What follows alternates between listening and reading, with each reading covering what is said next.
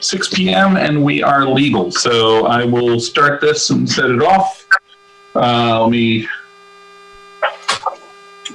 So pursuant to Governor Baker's March 12, 2020 order suspending certain provisions of the Open Meeting Law, General Law, Chapter 30A, Section 20, and the Governor's March 15, 2020 order imposing strict limitation on the number of people that may gather in one place, this committee meeting will be conducted via remote participation to the greatest extent possible.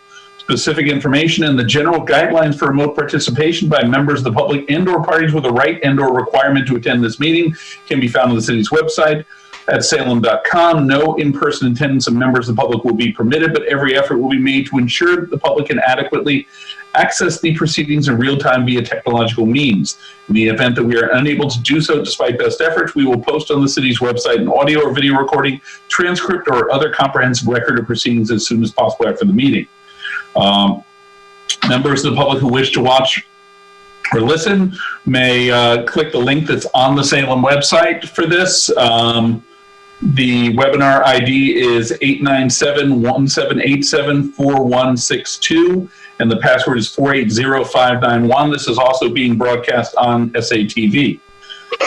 So, the City Council Committee Administration Finance Co-Opposing Committee of the Whole meet remotely on Wednesday, June 24th, 2020 at 6 p.m. for the purpose of discussing fiscal year 2021 operating budgets, capital improvement plans, 2 CIP bond orders, budget transfers out, revolving funds, and the 5-year 2021-2025 CIP plan.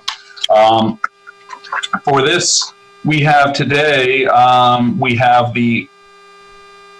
for the following departments, we have the public schools, public services, engineering, our bond orders for 2021 for general fund and water sewer enterprise cap funds, our capital improvement in the 5-year CIP plan, and our budget transfers out, and also our revolving funds. The first thing we will start with, we're going to start with the city departments and then handle the schools. First, we'll do what I expect is the routine, which is from the late file 2 weeks ago, the revolving funds. This is I don't have a council order number for that here on my sheet, but, or actually before I do that, I had promised I had a constituent who had messaged who wanted to provide us with a comment, and he emailed me something that I'm going to read, which is nice to everybody, but so I told him I would read this out onto the record. So on behalf of him, good evening, Chairman Turiel, committee members, and department heads. First, I want to say thank you to all the employees who are taking furloughs in the upcoming fiscal year. This decision was not easy, and recognize that you made a financial sacrifice that benefits many of our employees and all residents. Thank you for making this sacrifice. It clearly shows your dedication to the city and its residents. Second, I thank the department heads for sharpening their pencils and reducing their budget requests. The reduced budgets will create a challenge for all of you. After listening to the budget presentations, I am confident that you are well prepared for the challenge and will be successful. Third, I would like to thank Mr. John Giardi and Mr. Tom St. Pierre for making ADA and AAB compliance their lead topics during budget presentations. This is a clear statement that accessibility improvement is high on their priorities. Thank you from Steve Kapantis, 23 Wisteria Street, Salem. So, with that, the first thing I do is I'll go over the revolving funds reauthorization. This is for the benefit of our new members. This is something that we have to do each year for the revolving funds that various city departments use. They are all listed in the late file documentation that we got from last year's, or from 2 weeks ago before our meeting. And if anybody has any questions about those in particular, I know Dominic is on the call right now. I know there's other city people coming onto the call, but also basically the short version is a routine authorization that we have to do as a body every year. So if I have any questions for members of the committee about it or any particular things in there, otherwise, if there are no questions, then if somebody wants to make a motion on it, that's fine too. Don't all members of the committee appear at once? Mr. Councilor Hepworth, yes.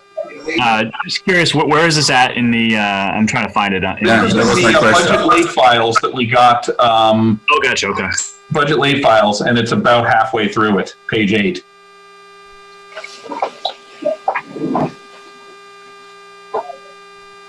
But just as a for instance, this covers things like cover your ears, Councillor Flynn, even though it's done directly, some hazardous incidents training for the fire department, funds that come in from cell providers and telecom providers to the electrical department, some of the COA program revenue, the money that the harbor master brings in for boat storage, a lot of various recreation funds and so forth. So these are all revolving funds where the money goes in from services throughout the year and then gets swept out into free cash at the end of the year, and then we reauthorize the fund for the next fiscal year. So if there's any specifics that you guys have questions about, yep, Councillor Flynn. So is there anything, any problem with me voting on any of this? No. With everything? No, this is just a blanket reauthorization of the revolving fund, so it doesn't get to that level with you. All right, good enough. Any other questions about any of these, or? There's, for instance, things like the tree replacement fund are in there and all the like, so. But if anybody has any particular questions about the revolving funds, please ask. If not, I'd see a motion from somebody. Councillor Riccardi. Sorry, my apologies. I'm just skimming it. I'm looking over it again right now, and there is a line item to cover expenses for 4th of July and haunted happenings. I'm wondering if that's still required. Well, the revolving fund is still required because if we do have any revenue come in for haunted happenings, for instance, like the July 4th isn't happening this year, but if money comes into that account for a potential celebration next year, that's the revolving fund it has to go into and be spent out of. If money comes in for haunted happenings this fall, to whatever degree we have them, that's the fund that we use for it. So that's not the amount of money we're putting into the fund, that's the amount of money that can be in the fund. And any value above and beyond that is swept into free cash. Does that answer your question, or? Yes, sorry. Thank you, Mr. Chair. Any other questions? If there aren't any, if somebody wants to make a motion, so we have to do this annually. So, Councillor Riccardi. So would I move to approve the total of all revolving funds? No, just move to. It's actually not a financial total. You would move to approve the establishment of revolving funds of the revolving funds. So move to approve the establishment of all revolving funds. Okay, thank you. Councillor Riccardi moves to approve the establishment of our revolving funds for fiscal year 21, seconded by Councillor Hapworth. Let me.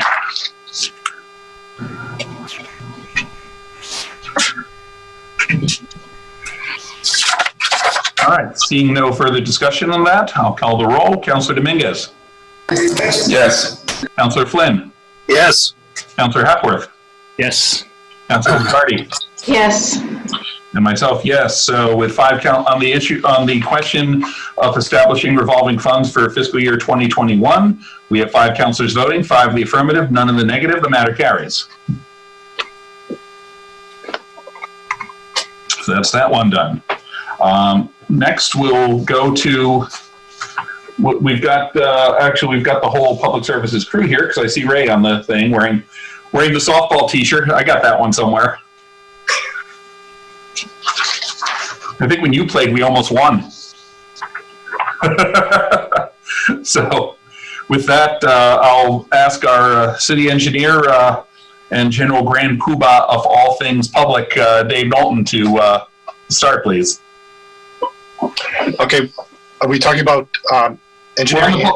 Public services and engineering, frankly, are both. I mean, we're talking about both departments since they overlap so much. Okay. Okay. And you yeah, thank you, and good evening, everyone. I think you see before you a pretty tight budget from DPS and engineering. We did our best to meet the goals of the mayor as she put the budget together. We have some openings in DPS that we're not going to be filling right now, and there are some essential employees that we want to hire, but we're holding off on that. We managed to keep all of the engineering staff together and reduce expenses that you'll see as we go through the budget. No significant changes. Eric Duffy, who's on the call right now, is our new business manager who joined us last year, last fiscal year, and he's been doing a great job pulling together budgets and working with staff and engineering and getting involved in the DPS side, which was one thing that we really didn't have in previous years. Julie really focused on the engineering side, but Eric is more than capable to help us out on the engineering side as well. So I guess that's it. I didn't really have a prepared statement, but happy to answer any questions. So I'll ask the first question. So what are we looking, I mean, I know there's definitely an impact to, among other things, to our paving and sidewalk program. And I also know you guys are scrambling. I can see it out my window every day right now to get as much stuff done this fiscal year as possible while you still got the funds established for that. Where are we looking, what are we looking at for fiscal year 21 right now at this point? So we are looking, we were lucky enough to get $1.5 million in this current fiscal year for the non-Chapter 90 sidewalk and roadway improvements, which complements the Chapter 90 money that we get from the state. That's typically about $870,000 a year. So together we had about $2.3 million to spend this year. We expect to get the Chapter 90 money again. The timing of that is in question right now because that comes through the state. The state house has, and the governor has to approve everything. We don't think we're going to get that till probably later in the summer or maybe early fall. And also, you know, we're looking on the CIP side of $800,000 this year, not the 1.5. So we are not going to be able to do as much as we have been doing. But we also have a new roadway engineer, Jay Carroll, who's been kind of spearheading that effort. And we have been going gangbusters. We've had enough budget that we did a lot last year in the fall up to the end of the construction season. And then, you know, we had money available to just get going as soon as construction was allowed, you know, in April, sometime, I think it was early March, late March. So we did a lot of work this spring as well. So that's going to be down a little bit. The other impact we have that you'll see in our budget is the tree maintenance and planting budget. That has been cut to balance the budget. And Bob LeBlanc is our new tree warden. He's relatively new to the city, but he's been doing an excellent job managing the trees, managing the tree commission, and the process that goes along with that. He also is involved with the cemetery commissions as well. But he was, we did, I think we installed 180 trees this past year, and we removed about 60. So we got it's almost a 2-to-1 ratio of new trees for trees that were removed for various reasons. So I think that was good news. Going forward this year, the money is reduced by about half. So we're probably going to be looking at 90 new trees, plus or minus, and maybe 30 removals. But Bob is really good about looking for grants as well. And we did get some MVP grant money and some other smaller ones this year to supplement the budget that he had. We hope to, and we will be as aggressive as we can to keep that going for, you know, into next year to get as many trees and keep the good tree work going. We did get recertified as a Tree City USA, which was good, which was a big effort by Bob to make that happen. So with that, you know, comes the responsibility to work on trees, and it's definitely in the forefront of everything that we do. Protect the trees when we work around them, plant new ones when we can, and you know, just be good stewards of the existing trees. Make sure we trim them up, keep them safe, and remove the ones that have to be removed. Thanks, Councilor Dominguez. Thank you, Mr. Chairman, and I want to thank David and his department and the entire crew for great work they do. And seeing the cut that we see right now, how many employees do you have right now on the department? And the two vacants that you mentioned right here on the report that you wanted to replace, are they being filled by this budget or something that being affected by the cut that we're facing? So we need, on DPS side, we need 2 mechanics. We only have 2 plus our foreman, Steve Tassinari, who runs the motor pool. And it's a very busy shop. You can imagine we maintain the police, school buses, and the DPW fleet, and some various other vehicles throughout the city. I have to look and see what the total number is. Ray, if you're on, do you know that off the top of your head? Total employees? Yeah, so thank you, Councilor. So we're looking roughly about 36 employees that we have in staff right now. Prior to this budget season, we had about 6 open positions. What we ended up doing is hiring 2 laborers, downgrading 2 of those positions, and then we folded the rest of them. So basically, we had roughly about 36 active employees right now, but we're also retaining the ability to hire 3 additional employees, folding roughly about 4, if that makes sense. Thank you, Ray. But follow up, that give you the capacity and manpower to execute the whole year program you have based on the projects that we have in mind that might be in the middle of the way. Can you handle it with that way? So far? Right. So that's what we're anticipating. We're anticipating at least providing the same level of service that we did yesterday. Moving forward, that's what we're expecting to at least do with the staffing that we're presenting to you. Thank you. And then, Councilor, on the engineering side, we have 12 employees total, including myself. Thank you, Councilor Hepworth. Thank you, Mr. Chairman. Just looking at Dave, just looking at the tree removal budget or the tree budget, the emergency services, I'm just trying to understand 2020 to 2021. The emergency services was $250,000 budget in 2020, and it's been reduced to $35,000. I'm assuming that there's that whatever was wrapped up in that went somewhere else. Because it was like there was no budget for tree planting, and obviously that happened in 2020. Yeah, we just had it all in one line. We didn't have it broken out in 2020, but you're right, the 250. Now we broke it out as in our requested budget in those different things, and then you can see what the actual budget ended up being. So we were looking at $100,000 for tree planting. Yeah. And here that's the 55, and then 87 was the removals.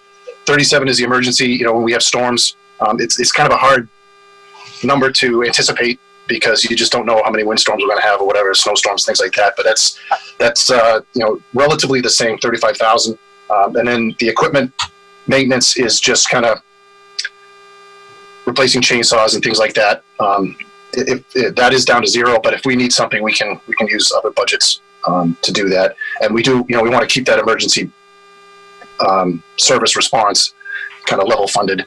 But again, if that goes up, we need to adjust the budgets from other places. We can kind of work through that. That makes sense. You guys did an amazing job this year with the tree planting, especially around downtown, and Bob's been incredible to work with.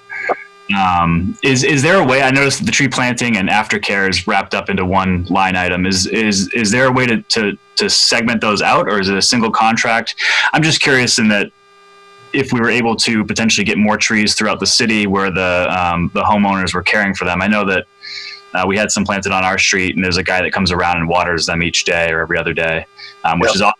And I wonder, is that a necessity to continue going forward? Could we plant trees for folks that want them and continue this program without that line item, or is that all wrapped up into one? It's kind of wrapped up into one. It would be great if we could rely on residents, abutters to take care of the trees. Some are really good and do it. Some locations just either don't have them or the people aren't that interested. But it is kind of vital to making sure that the tree has a good likelihood of surviving. So yeah, it's kind of they're kind of intertwined. Got it. Thank you. Yep. Any further questions by members of the committee? Councilor Flynn. Hi, Dave. How you doing? I just wanted to ask you, I know you're working with a bare bones budget and that you don't necessarily have enough staff, I would say, for the work that you have in the city. So I have some concerns with this budget. Do you have enough to operate? Because I know you have so much to take care of throughout the city and you do a great job, you and your crew. Is this enough basically to have a successful year again like you did last year? I thank you for the question and your thoughts. I think it is. I think we've scrutinized it enough. I think we can work with this.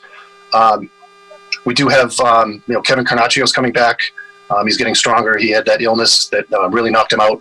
That put us behind the 8 ball. And we've got people like Ray and Bob LeBlanc and others that are willing to take on more. But hopefully, with Kevin coming back, we'll have enough staff. We feel comfortable that we'll be able to get things done with this budget. Okay, great. Thank you. Any other questions on Councilor Riccardi? Thank you, Mr. Chair. I'd just like to also echo the thanks for the services completed around the city. I know, especially with tree, I've been getting a lot of tree requests lately, and I get the request from the constituent. I enter into See-Click-Fix, and sometimes literally within hours, the constituent calls me and they're like, "What magic did you do?" You tell them all I did was enter the See-Click-Fix. Really, the service has been really, really great, and I appreciate it. I appreciate you answering all of my newbie questions that I have constantly. I just had one question about the burial services line items. It looks like it's something that's probably not budgeted each year, but is an expense that might be occurred. And I see that there's nothing, so I didn't know if that was moved to another department or it's just an expense that will pop up throughout the year. Yeah, good question. We actually use that. We fund the burial expenses from the sale of the lots. So we sell to whoever we're going to intern. They give us the money that goes into an account, and then we draw off of that account. We request the money through the finance department, and I believe the account approves it. That goes into that line item to cover those burial expenses. So it's covered by the. It's almost like a revolving fund, but it's not exactly a revolving fund. Thank you. We see those transfers a few times a year, Councillor. Yeah. They come through us. Great, thank you. It's only been a couple months. Thank you. And my last, a quick comment is I'd love to see some stats on those See-Click-Fix inquiries that you get and closed out. I just think that would be great information that we could share with the public about the work that is being done and being responded to, because I know those numbers are pretty impressive. And then lastly, I just had a question in regards to the paving budget. It is being reduced this year, and I was hoping if you could explain perhaps a little bit about kind of the equity within the streets and the wards and how you decide which streets fall into the schedule for the upcoming year. Yeah, good question. What we do is we take our total budget and we divide up sidewalks and roadways, and we break it up by ward based on, just to start, based on lane miles.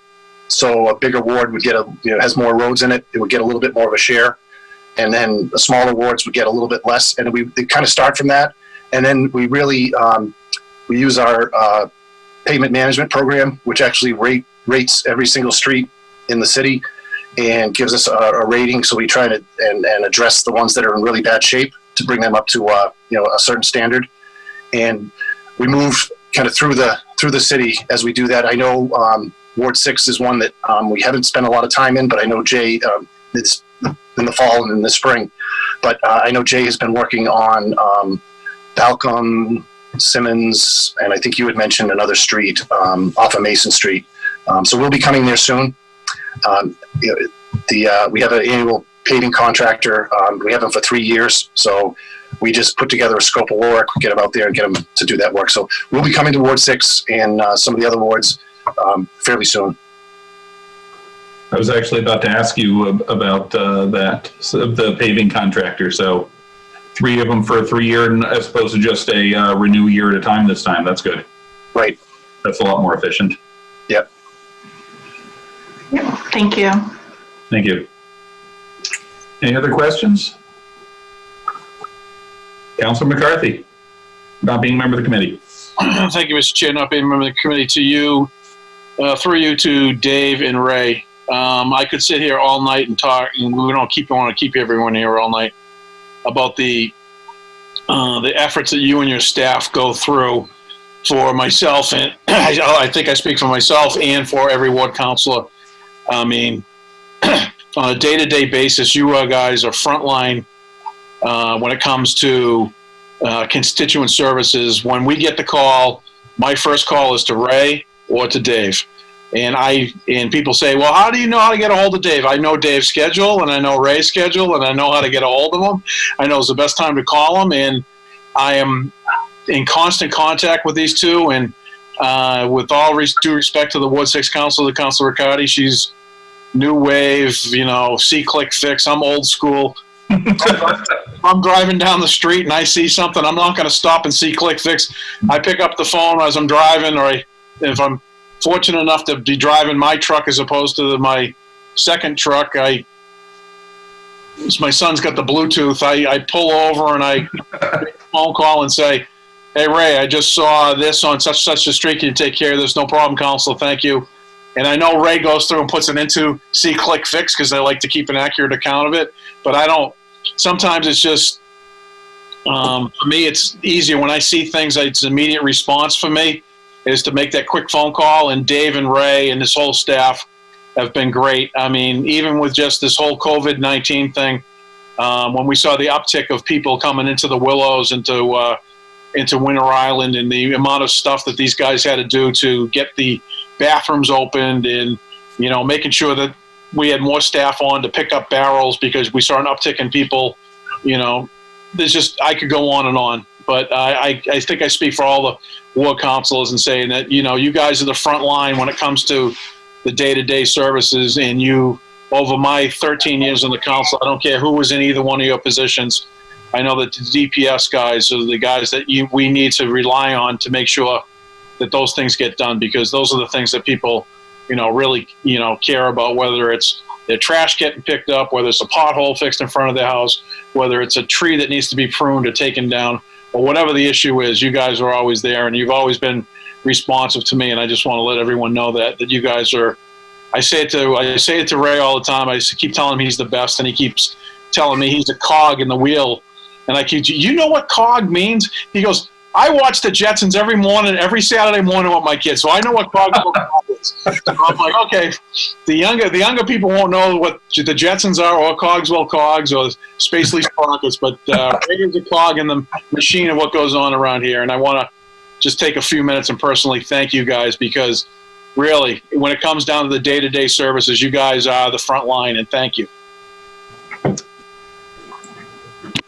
I'll also say I'm really looking forward to having Kevin back. I still remember the day that I stumbled across him when he was happily driving around town and using the clicker to get all the blue lights going. He was so proud of that. He's back, but he's still being cautious. Yeah, his immune system is really very vulnerable at this point. So stay in your car. Stay in the car, Kevin. Away from people, yeah, but he's doing a great job, and he loves it. He loves coming. I know, and telling Kevin to stay away from people is like crippling to him. Can't do that. It's tough.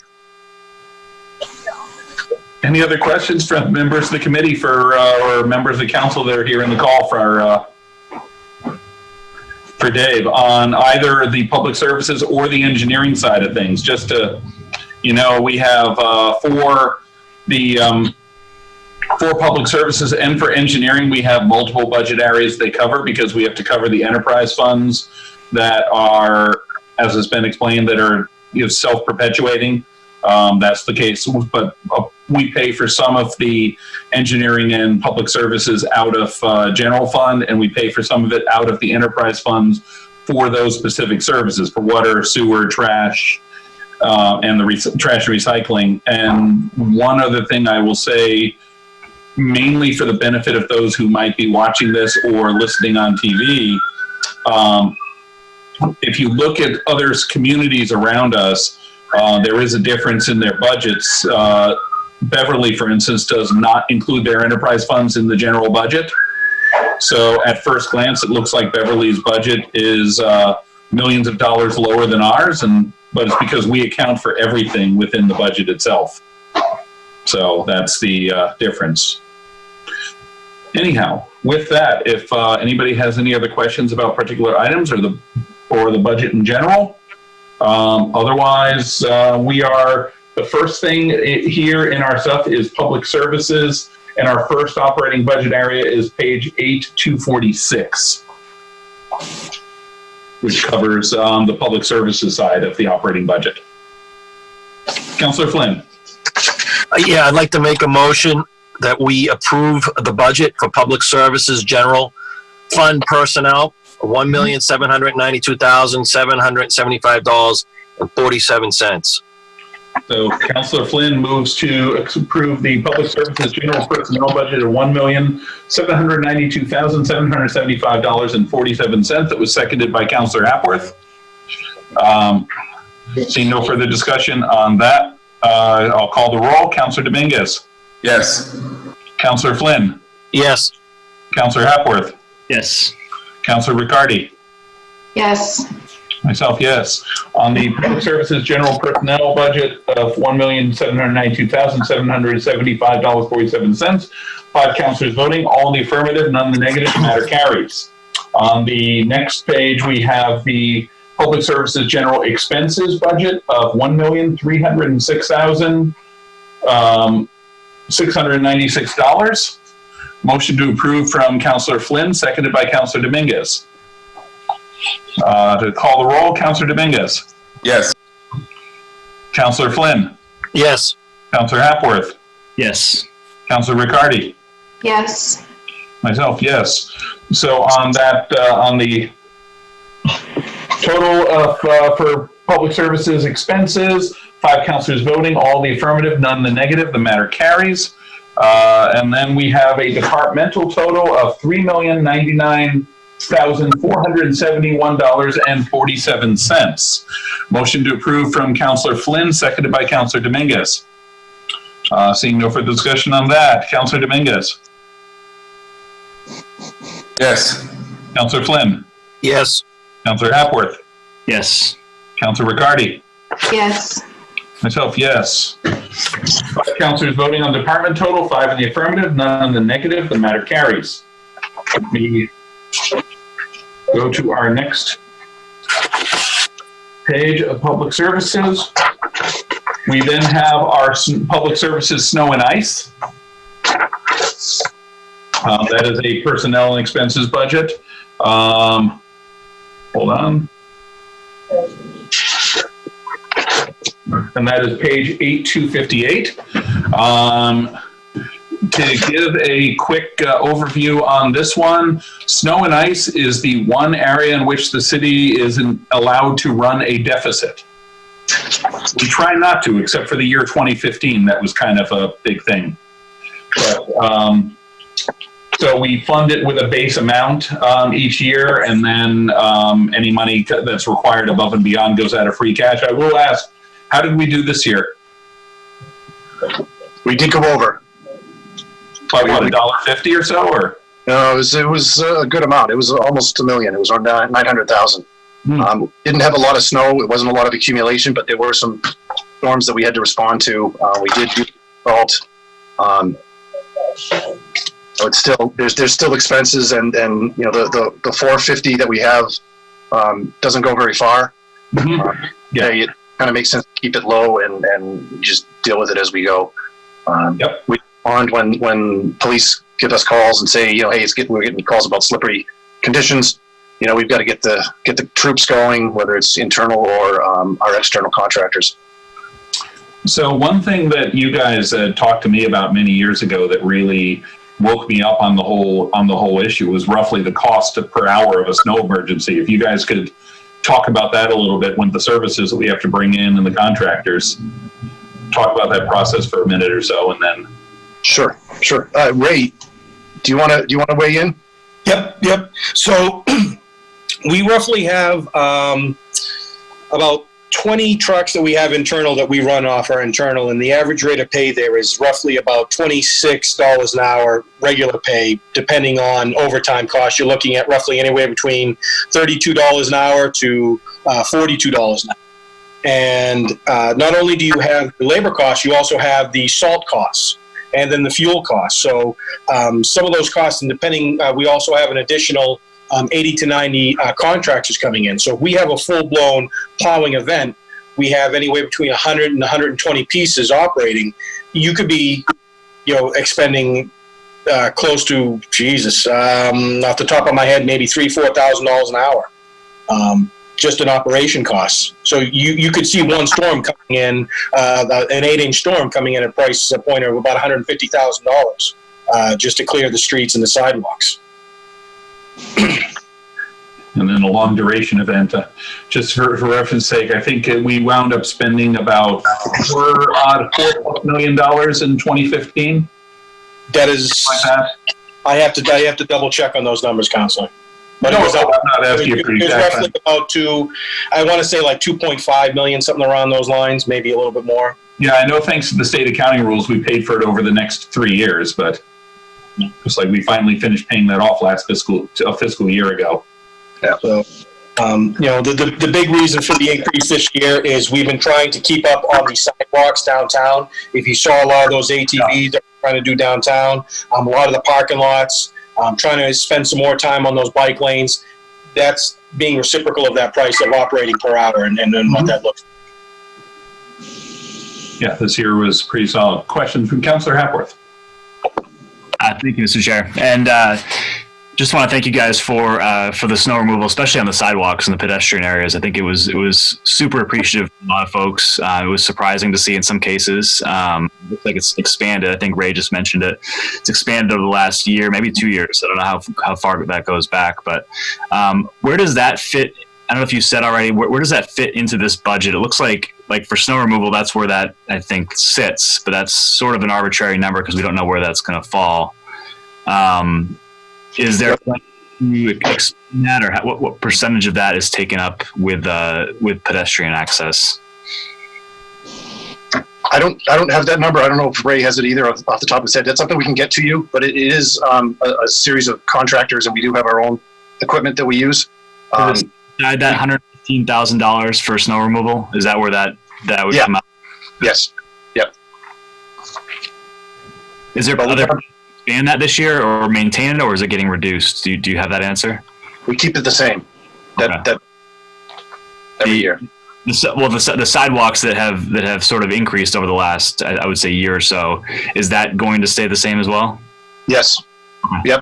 And the new bike lanes that we're building, the new shared use path down off of Stella Lane, that will be added in just because kids use it for access to get to the school. People need that access, so we'll be including that in there. We have over the 3 or 4 years that I've been involved with DPS, we have made more of an effort to address sidewalks and paths earlier in the storm. Previously, I think it was kind of at the end of the storm, all right, go out and clear sidewalks and put some salt down and get ready for the commuters in the morning. Right now, we have contractors in all the time throughout the storm. As soon as we bring in guys to do pre-salting of the roads, we were bringing in the sidewalk contractors as well. So they keep up with that through the entire snowstorm. And I think that's we've seen some benefits of that. A lot of times, if you wait to the end of the storm, you're talking late in the morning. You go home, you're tired. You come back in the next day and say, "Oh, we missed this street, that street." If they're out there all the time, we can monitor them and make sure that they're touching all the areas that we want them to touch: parking lots, sidewalks, pedestrian ways. It was super appreciative from people who either can't drive a car or don't own a car.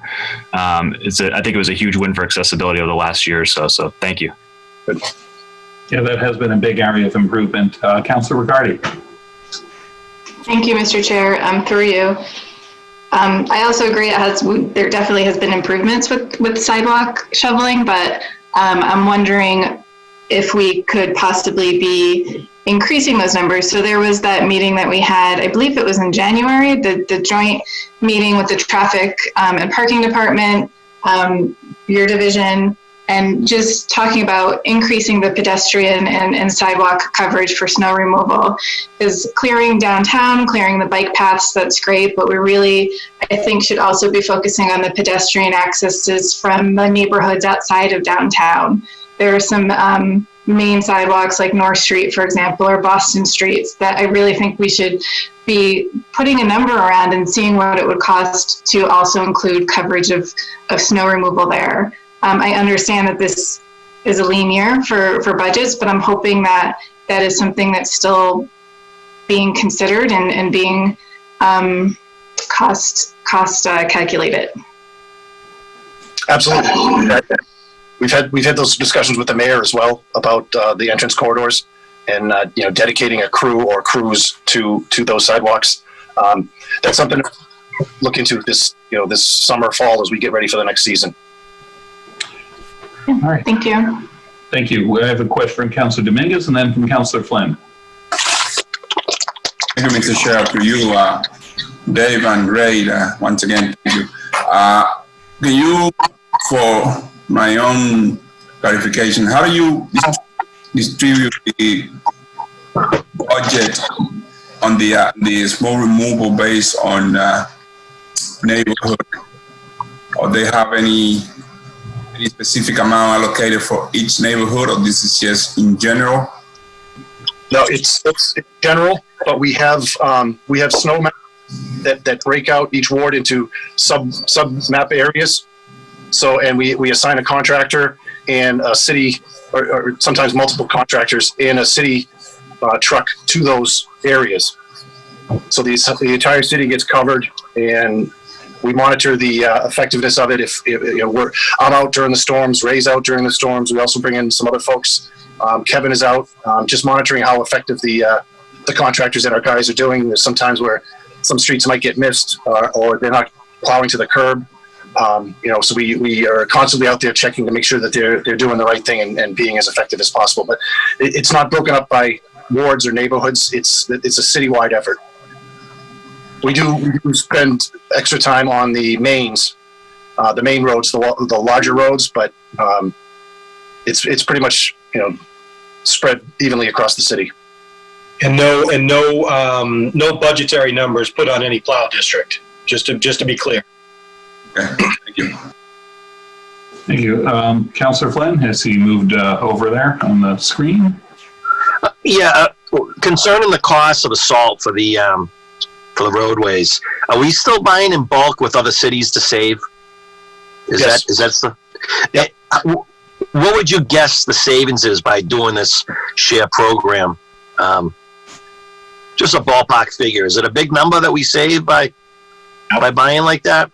Yep. So the number is roughly, if you go to Northeast Nursery to buy salt, it's actually 3 times the cost. So right now we're locked in roughly about $42 a ton, which is about that's about one small 550 that we use. And like I said, we have multiple trucks, so probably spend roughly about maybe $330,000 to $350,000 on road salt annually. Obviously, that's a large number, but it is a savings for us, Councilor. How many cities are involved in this share program? What we're buying in bulk? It's actually the consortium through Chelsea, so I wouldn't happen to have that information offhand. Okay. Trying to find that. It's a large group. That's fine. I was just curious. Thank you. Thank you. Any other questions about the snow? So snow and ice. This is the most we've had in a few years, so that's kind of cool. But if there aren't any, that's on page 8258. And if we don't have any more questions, if somebody wants to make a motion on those, Councilor Flynn. Thank you, Mr. Chair. Yes, I'd like to make a motion to approve public services snow and ice removal for personnel for $50,000. Okay, thank you. Councilor Flynn moves to approve the snow and ice personnel budget of $50,000, seconded by Councilor Dominguez. Seeing no further discussion on that. Councilor Dominguez. Yes. Councilor Flynn. Yes. Councilor Hepworth. Yes. Councilor Riccardi. Yes. Myself, yes. On the question of the public services snow and ice personnel budget of $50,000, we have 5 councilors voting, all the affirmative, none the negative. The matter carries. On the public services snow and ice expenses of $408,935, as you can see, the amount stays the same year to year. Do I have a motion? Councilor Dominguez moves to approve, seconded by anybody? Councilor Flynn. Seeing no further discussion there. Councilor Dominguez. Yes. Councilor Flynn. Yes. Councilor Hepworth. Yes. Councilor Riccardi. Yes. Myself, yes. On the snow and ice expenses for week 935, we have 5 councilors voting, all the affirmative, none the negative, the matter carries. And on the departmental overall budget of 458,935, motion to approve from Councilor Hapworth, seconded by Councilor Dominguez. So call the roll. Councilor Dominguez. Yes. Councilor Flynn. Yes. Councilor Hapworth. Yes. Councilor Riccardi. Yes. Myself, yes. So again, 5 councilors voting on the over departmental budget, 5 the affirmative, none the negative. The matter carries. Let me go now. We will go now to just in the order of doing this. We will go to engineering general administration, and then we will cut over to the enterprise fund. So engineering general administration, first day with the new mouth, is section 8261, the next section. And if anybody has any questions on this covers some of the office staff primarily and in-house and just basic expenses. And also, if you want to look at because as I mentioned, this is another department where people are paid out of multiple different sources. So if you look at page 8266, that has what areas of what work, what areas are paid by each department. So if you have any other questions from that, now's the time to ask them specifically. Otherwise, I'll take a motion. Councilor Dominguez.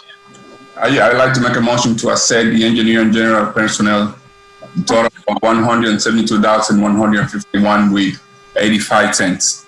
Okay, thank you. Councilor Dominguez moves to approve the engineering personnel department total of, or general total of $172,151.85, seconded by Councilor Flynn. Seeing no further discussion, Councilor Dominguez. Yes. Councilor Flynn. Yes. Councilor Hapworth. Yes. Councilor Riccardi. Yes. Myself, yes. On the question of engineering general personnel, 5 councilors voting, 5 of the affirmative, none the negative. The matter carries. For a motion on the engineering general expenses of $16,800, we have a motion to approve from Councilor Flynn, seconded by Councilor Dominguez. We'll call the roll. Councilor Dominguez. Yes. Councilor Flynn. Yes. Councilor Hapworth. Yes. Councilor Riccardi. Yes. Myself, yes. On the engineering general expenses budget of $16,800, 5 councilors voting, all in the affirmative, none in the negative. The matter carries. On the departmental total of $188,951.85, we have a motion to approve from Councilor Dominguez, seconded by Councilor Flynn. So, Councilor Dominguez. Yes. Councilor Flynn. Yes. Councilor Hapworth. Yes. Councilor Riccardi. Yes. Myself, yes. So on the departmental total of $108,951.85, we have 5 councilors voting, all in the affirmative, none in the negative. The matter carries. Now let me just jump down to, we'll get to section 28, which is page 8359.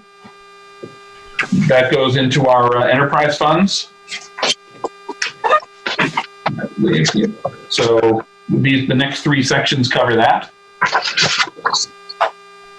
So public services, enterprise. And let me just make sure that I've hit all of it. And that is also split between engineering and public services. There's parts of it in each. So there's 2 different areas that we have to go on with this. Actually more than that, because there's also an assessment and there's a whole bunch of stuff that we have to deal with on here. Let me just check one thing with some of the lines.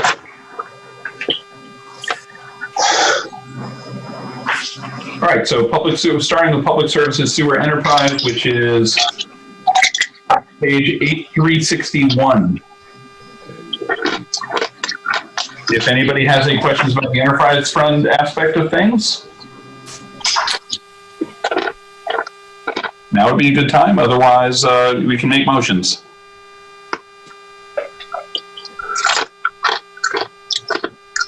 Councillor Flynn.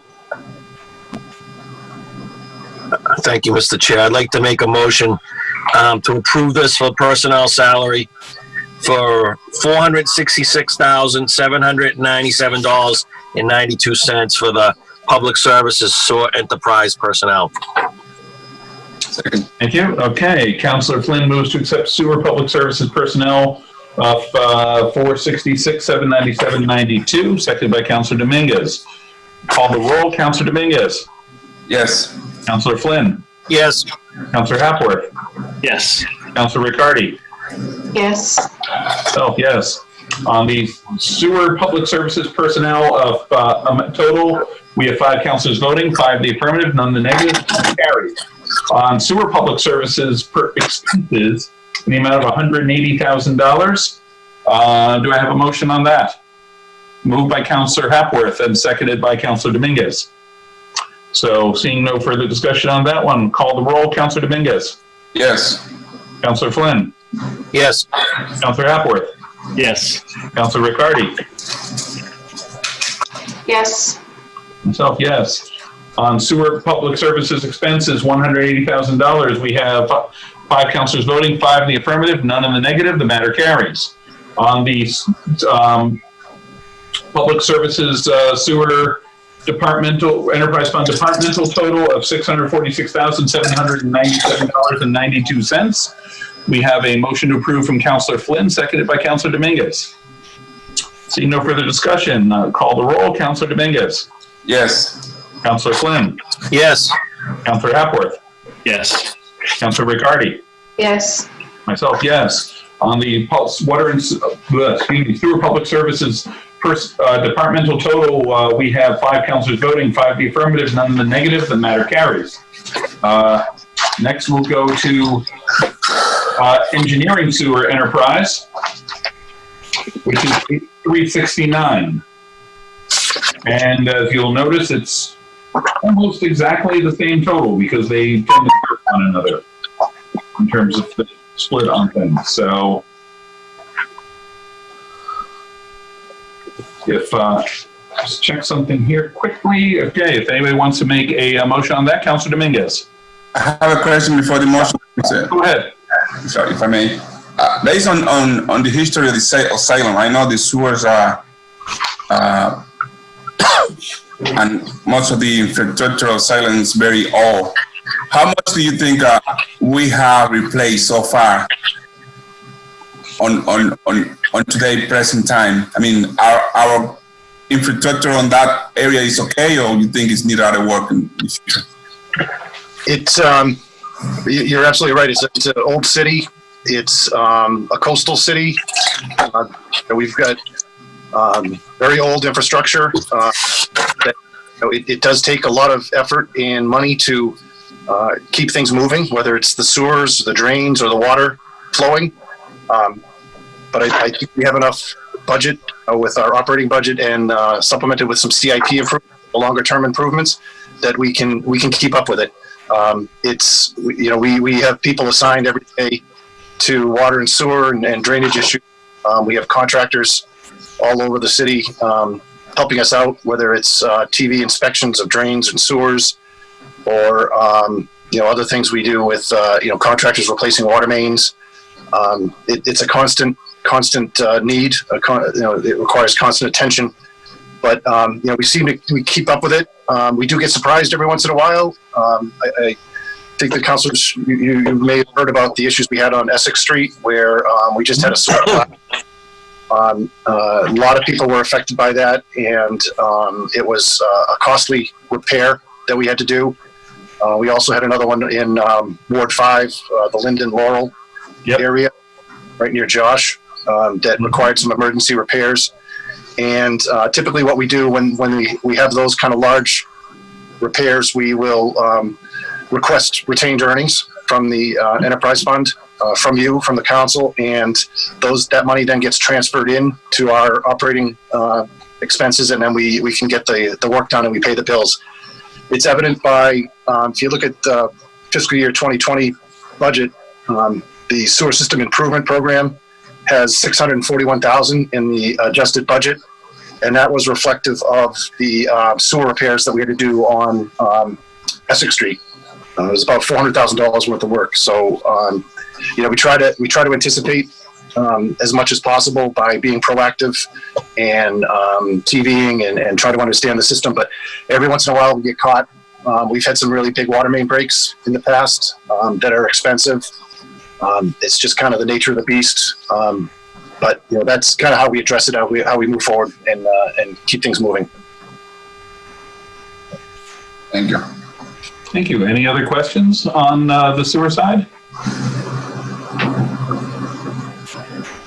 If there are none, then if anybody, Councilor Dominguez. Ready to make a motion to accept the personnel total on sewers and engineer 187,418 with 40 cents. Thank you.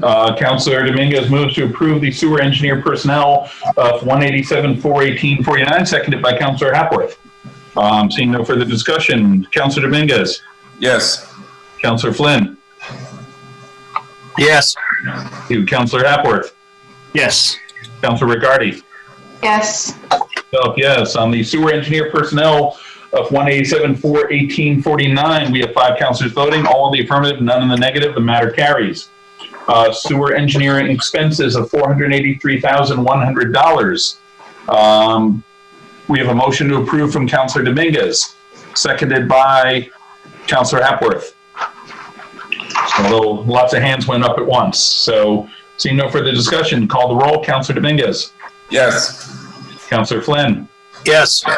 Councilor Hapworth. Yes. Councilor Riccardi. Yes. Yes. On the sewer engineering expenses of $483,100, 5 councilors voting, 5 in the affirmative, none in the negative. The matter carries. On the departmental total of $670,518.49, we have a motion to approve from Councilor Flynn, seconded by Councilor Dominguez. Call the roll. Councilor Dominguez. Yes. Councilor Flynn. Yes. Councilor Hapworth. Yes. Councilor Riccardi. Yes. Myself, yes. On the departmental total of $670,518.49, 5 councilors voting, all in the affirmative, none in the negative. The matter carries. I now have to return to page 8375, where we have our sewer debt service. And we have a multitude of votes coming up with all these little categories and stuff, but the minutia is part of the fun. If any of you have questions about our debt service on this, please ask. Otherwise, I'll take a motion.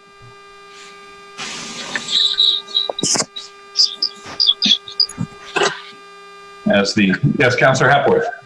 Motion to approve. I believe this is in the amount of $1,884,587. Correct. So Councilor Hapworth moves to approve the sewer debt service of $1,884,587, seconded by Councilor Dominguez. No further discussion. Councilor Dominguez. Yes. Councilor Flynn. Yes. Councilor Hapworth. Yes. Councilor Riccardi. Yes. Yes. On the departmental total for sewer debt service of $1,884,587, we have 5 councilors voting, all the affirmative, none in the negative. The matter carries. The next one is 8377, which is short-term debt interest expenses. And this is basically interest on short-term borrowing by the sewer department. So if there are any questions on that, please ask. Otherwise, I'll take a motion there. Mr. Chair, can we get an explanation exactly what they mean professional services fee on that department mean? Sure. If you can address it, great. Otherwise, I know the mayor and the finance director are both on the call. So, I'm sorry, what was the question? what are professional services that we use on our short-term debt? See, the mayor just jumped into video, so I think she's going to tell us. Yeah, I'm sorry, guys. This is the financial advisor. So anytime that we're going out for any sort of debt, there are financial advisors, bond counsel, things like that that have to be paid. And so those are typically what the professional services are. Okay. Nothing like specialization. Does that answer your question, Counselor?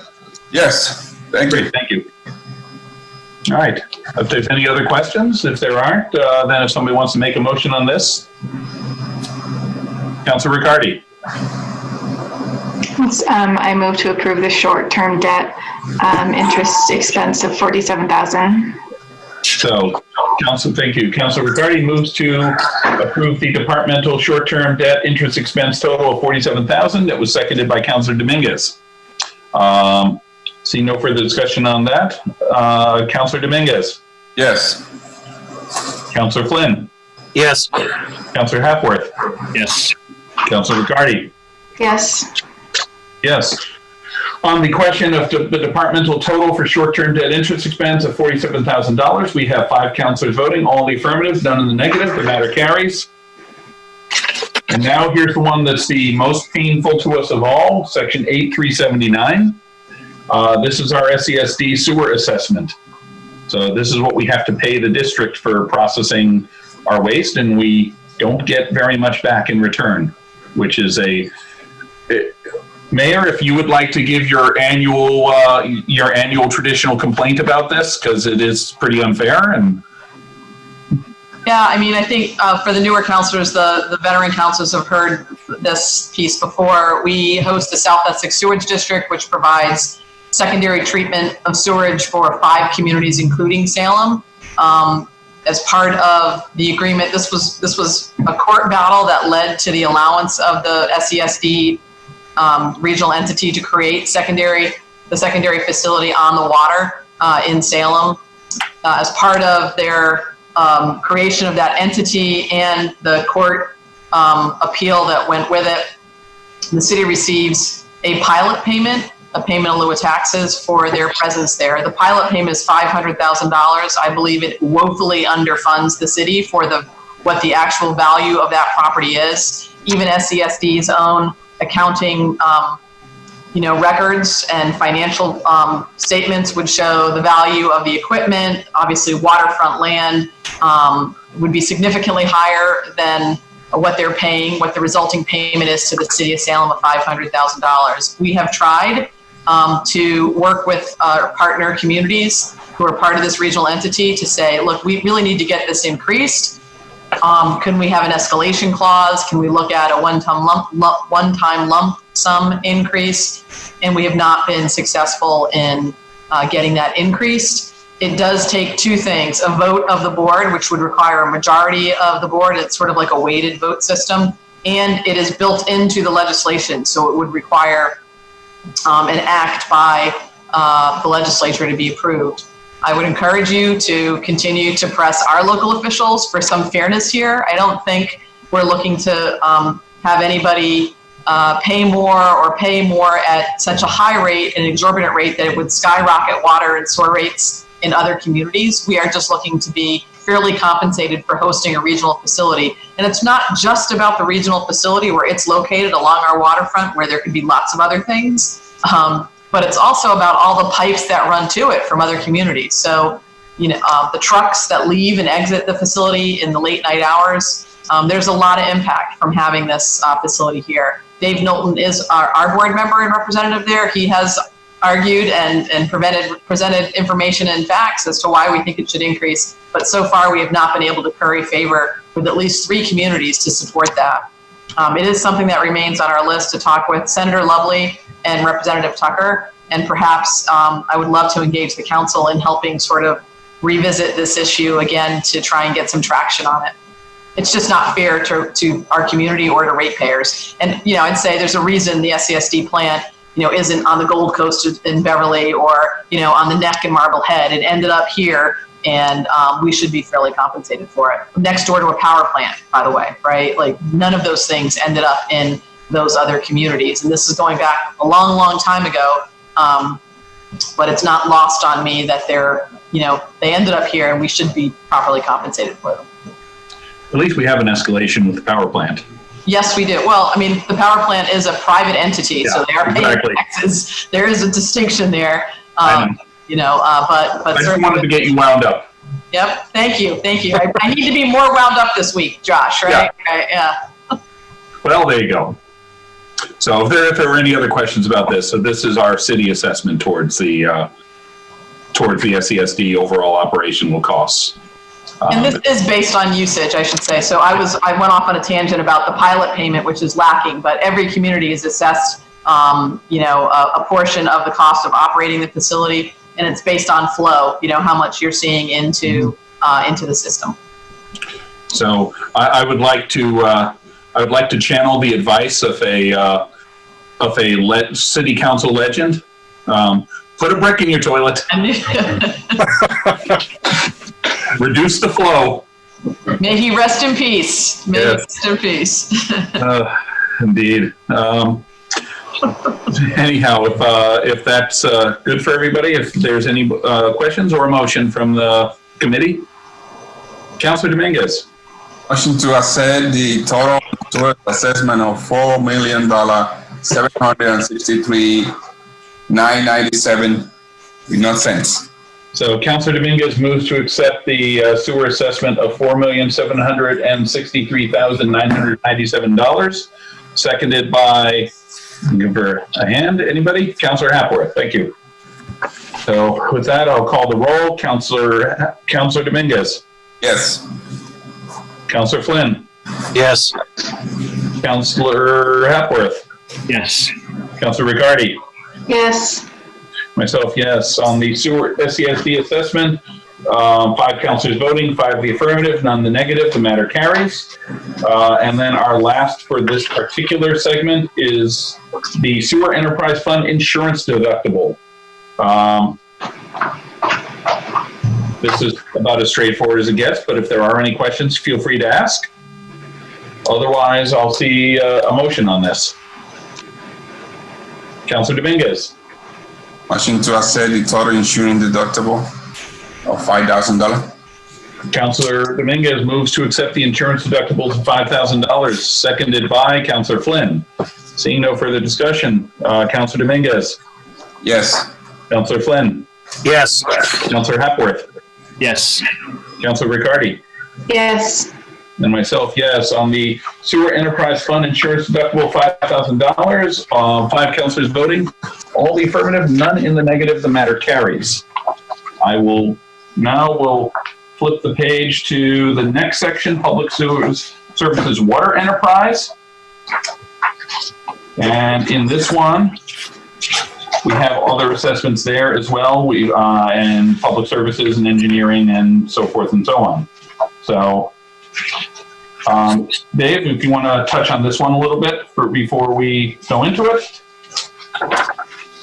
Sure. This is, these reflect the effort that we put into maintaining our water and improving our water system, which is comprised of a portion of the Salem Beverly Water Supply Board, which is the treatment plant up in Beverly.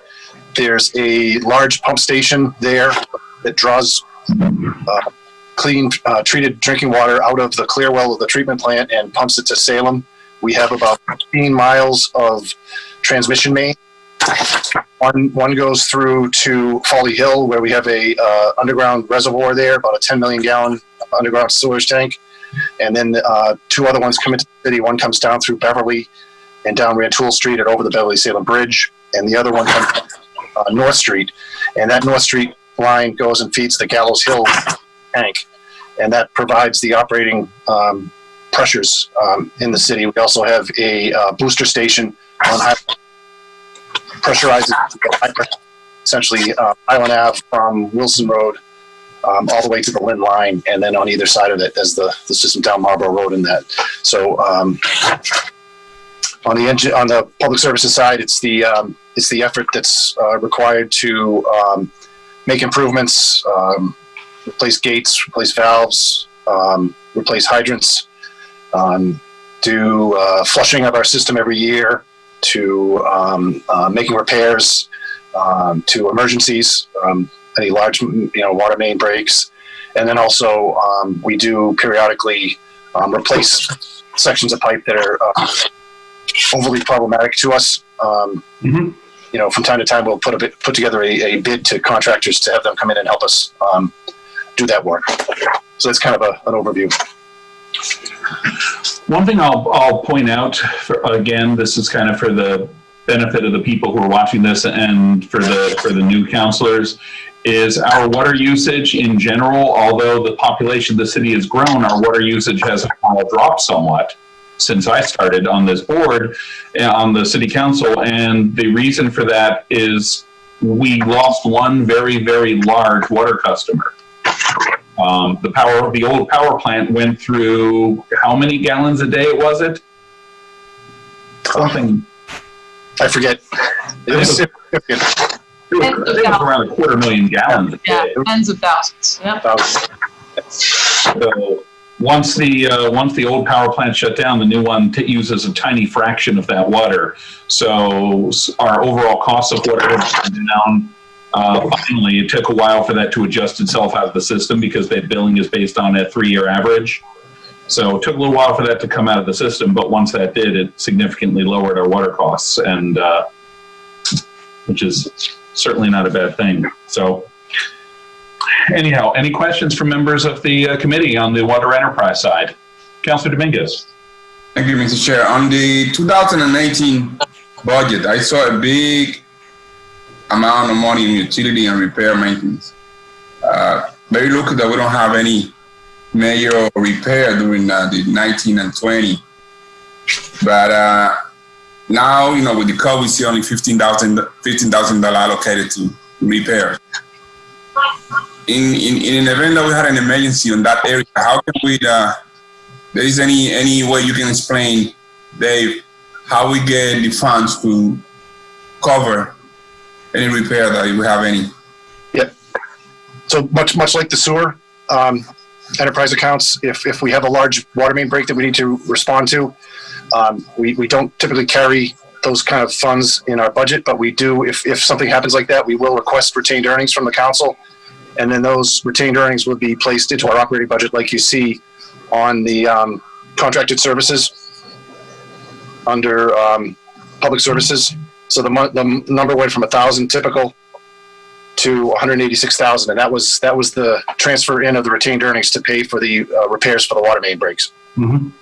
See.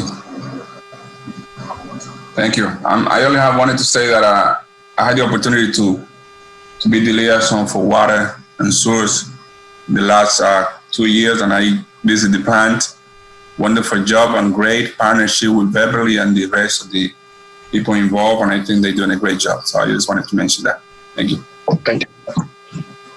Any other questions for Dave on the water sewer side, on this enterprise fund? If not, there's there's 10 separate votes we have to do on this one. So if anybody wants to make a motion on it, I'll start the whole process. Councilor Dominguez. I do want to make a motion to accept the water and public service personnel of $521,077.09.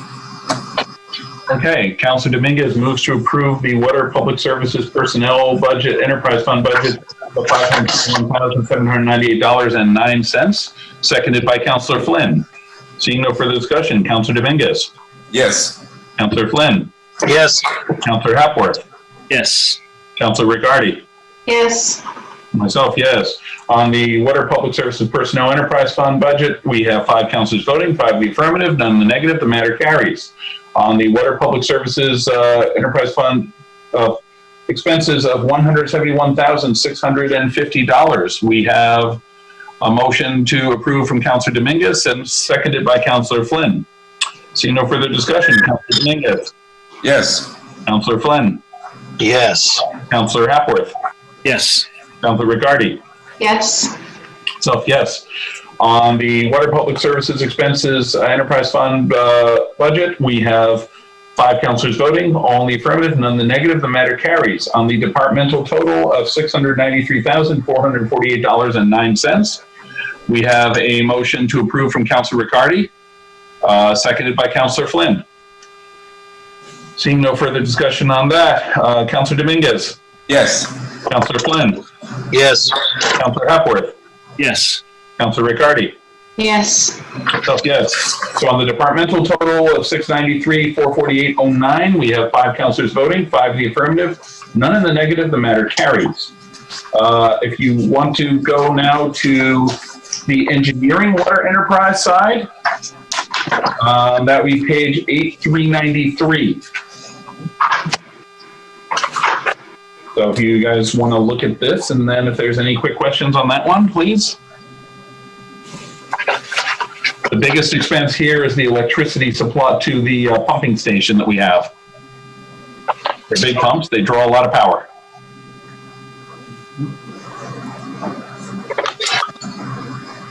So, any questions on this? Otherwise, if there aren't any, then if somebody can make a motion, we'll go from there. Thank you, Councilor Dominguez. Thank you, Mr. Chair. Make a motion to accept the total on water engineer personnel, $187,418.49. Thank you. Councilor Dominguez moves to approve the Water Engineer Personnel Enterprise Fund of $187,418.49, seconded by Councilor Hapworth. Seeing no further discussion, Councilor Dominguez. Yes. Councilor Flynn. Yes. Councilor Hapworth. Yes. Councilor Riccardi. Yes. Self, yes.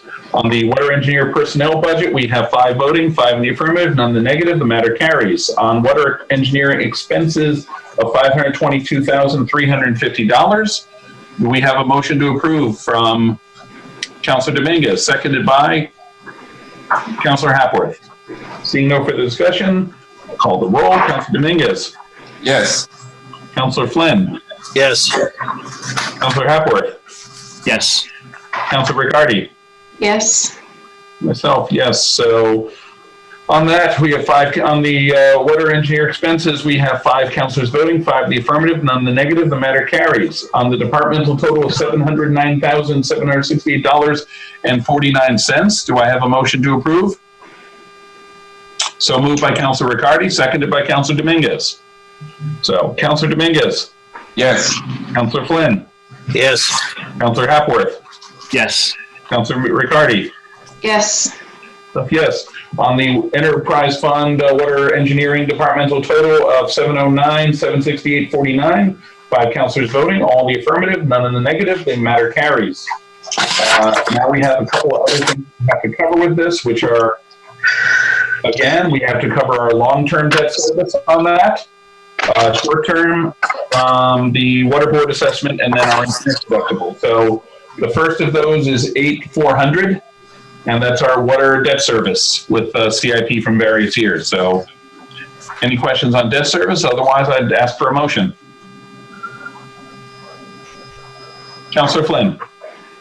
I'd like to make a motion to approve the water debt service for $2,315,546. Thank you. Councilor Flynn moves to approve the water debt service departmental total of $2,315,546, seconded by Councilor Dominguez. So, Councilor Dominguez. Yes. Councilor Flynn. Yes. Councilor Hapworth. Yes. Councilor Riccardi. Yes. Himself, yes. On that departmental total, we have 5 councilors voting, 5 in the affirmative, none in the negative. The matter carries.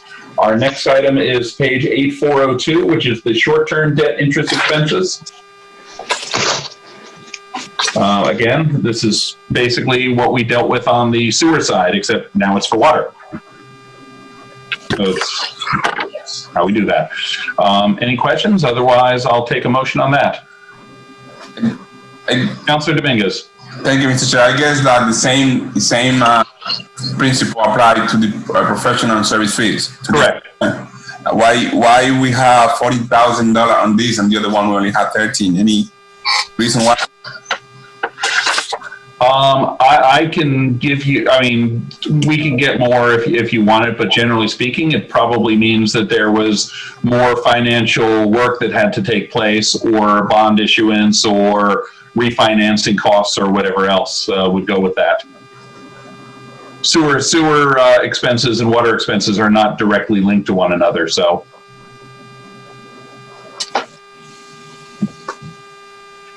If that answers your question.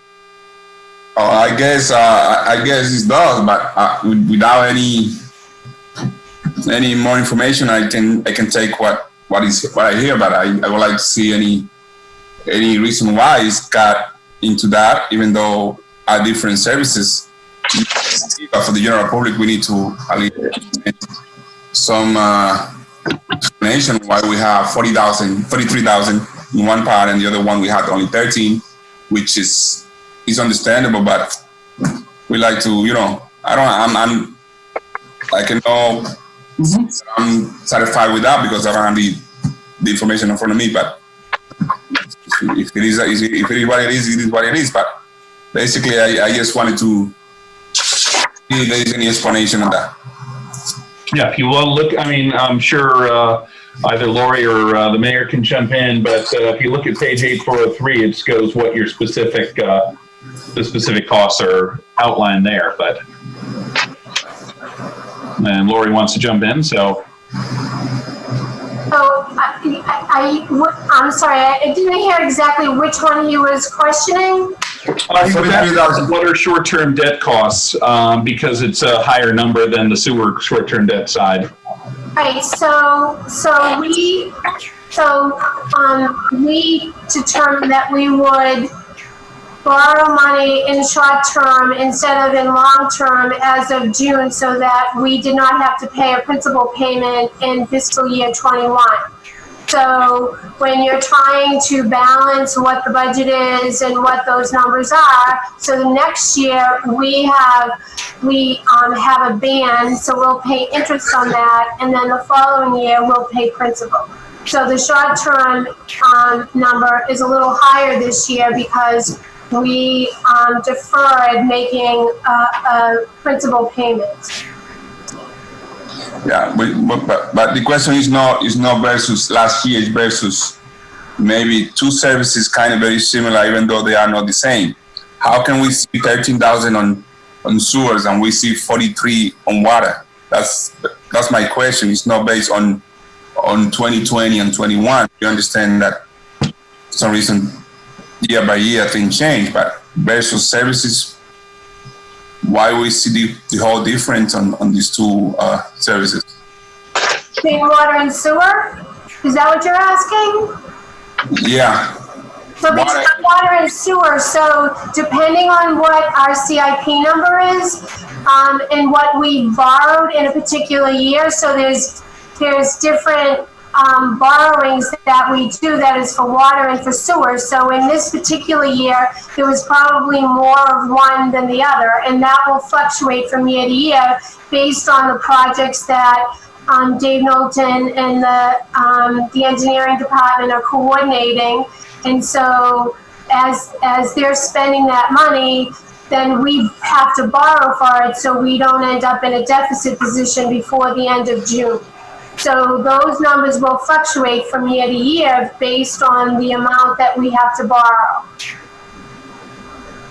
Just to clarify, Councilor Dominguez, are you talking about the $53,000 for water short-term debt interest? Is that? I'm talking about the professional services on water short-term debt on the water side, but in the other one, I mean, previous one discussed it, that was for professional services that we pay, and my question is regarding to that service. Right. Why the difference is so wide? Yep.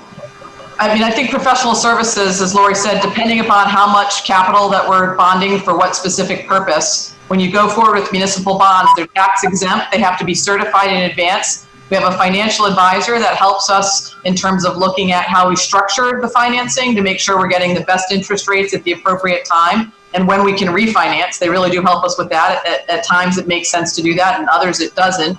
And then we also have bond counsel that has to, and bonding agencies that have to be paid as part of any short-term debt. So those are what those professional fees are paid for. And they can differ depending upon the amount that we're actually going out to and how often we're going out. And please add anything, Lori. I was trying to understand, was it the actual payment or was it the professional services line? So thank you for that. That's the case. So when we're getting a report from our rating from Moody's or Standard & Poor's, that's a fee. When we're using bond counsel and when we're putting things out to bonds, there's fees associated with all of that. Okay, thank you. Yeah, thank you. Any other questions?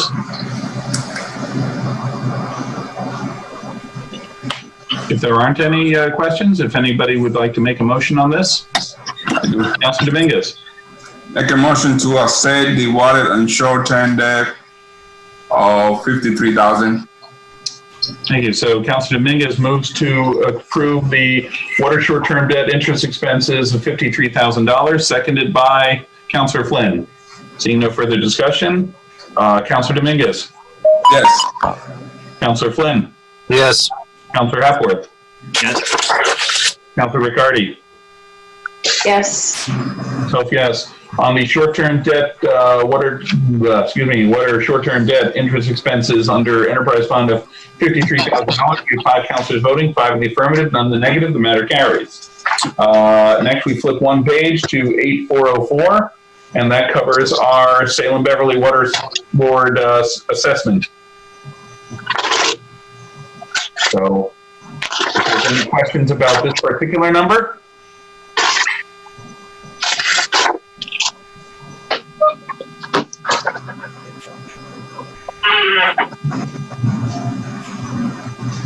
Any questions from anybody?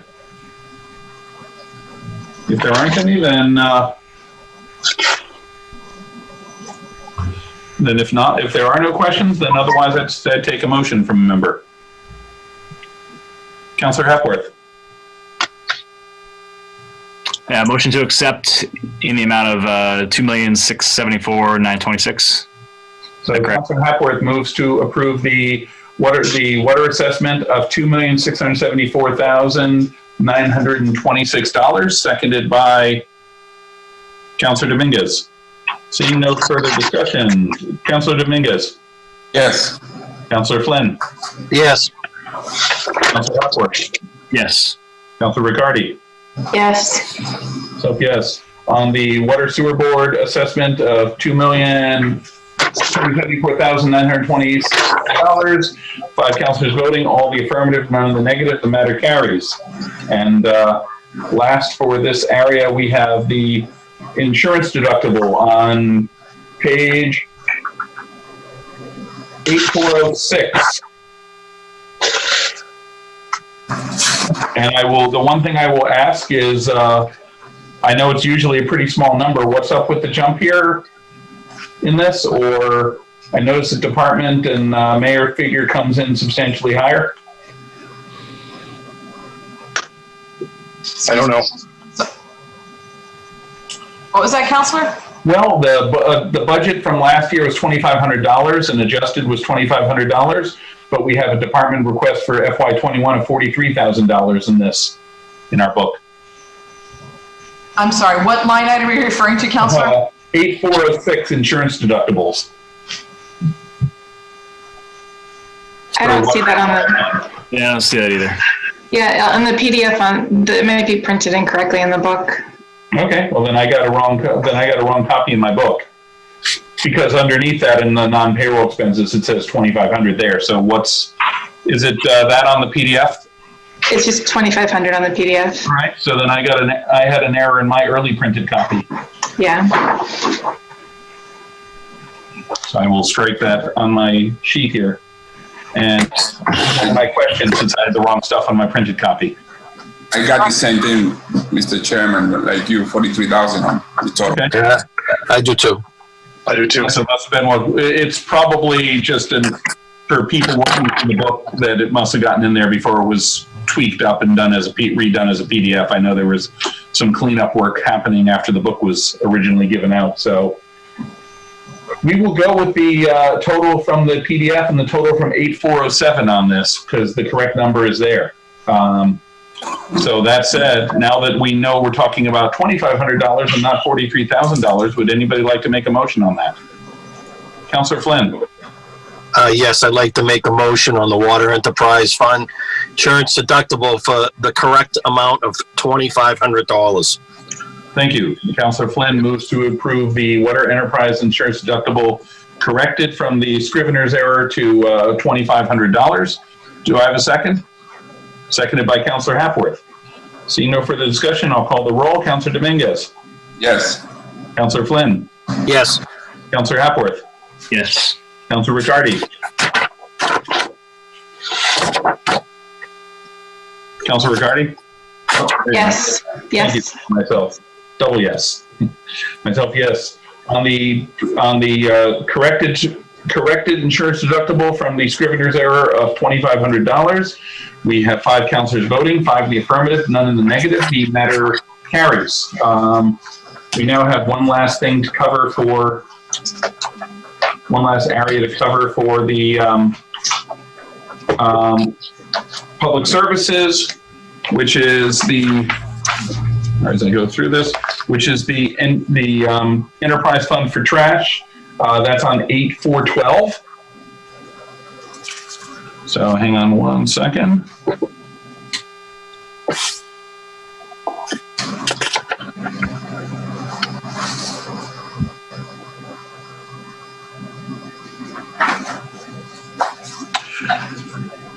So any questions on the trash budget? Or any comment from Dave or Ray or anybody from the city side?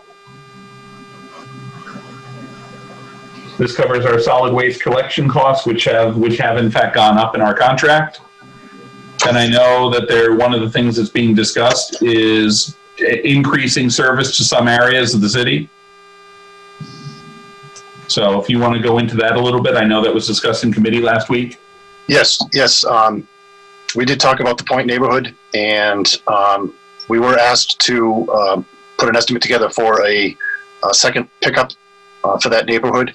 And we have not heard back yet from Waste Management.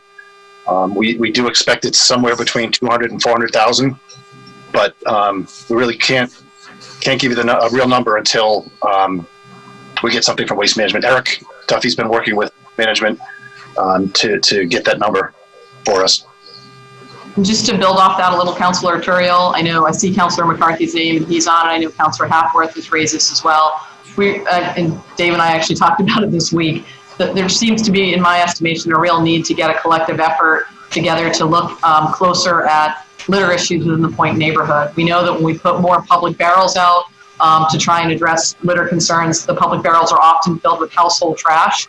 We know that we're not picking up all the trash in the Point neighborhood with respect to some of the larger buildings that have private trash pickup under the ordinance. We only go up to 6-unit buildings, so we know we have many buildings in the Point that are more than that, and trying to do an analysis with our staff on how many of those buildings have adequate trash receptacles. How often are they picking up? We think that's a contributing factor to the litter. Residents have raised that as a concern. And then along with just our street sweeping practices. For this year, we have not been ticketing and towing when it comes to street sweeping, given COVID. We heard concerns early about people not wanting to have to move their vehicles at a time when they may be, at home to address COVID, either on quarantine or just having, with more people home, more cars being on the road. But that definitely has an impact on the success and the effectiveness of street sweeping.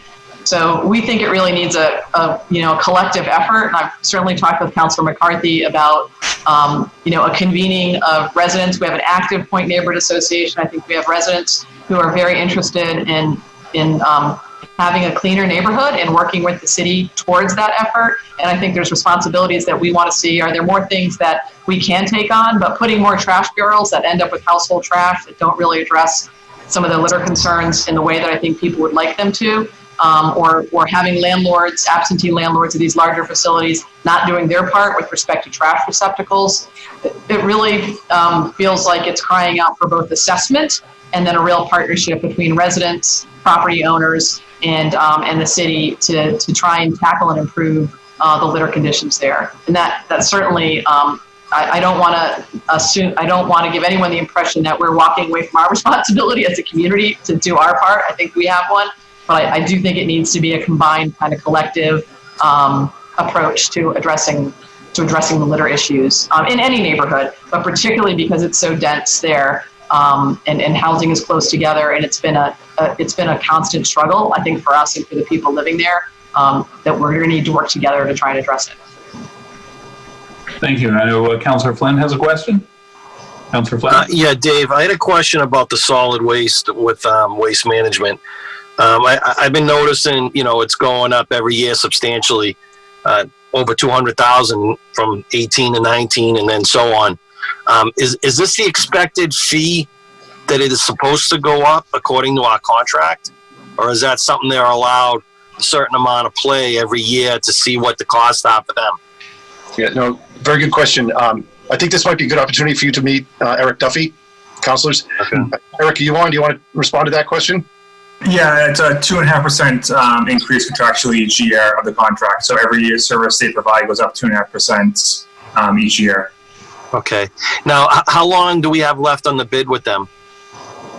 I believe it's another 5 years, right, David? I think we just re-upped for another 5, and I think we have the ability to do another 5. So Yeah. totally 15 years.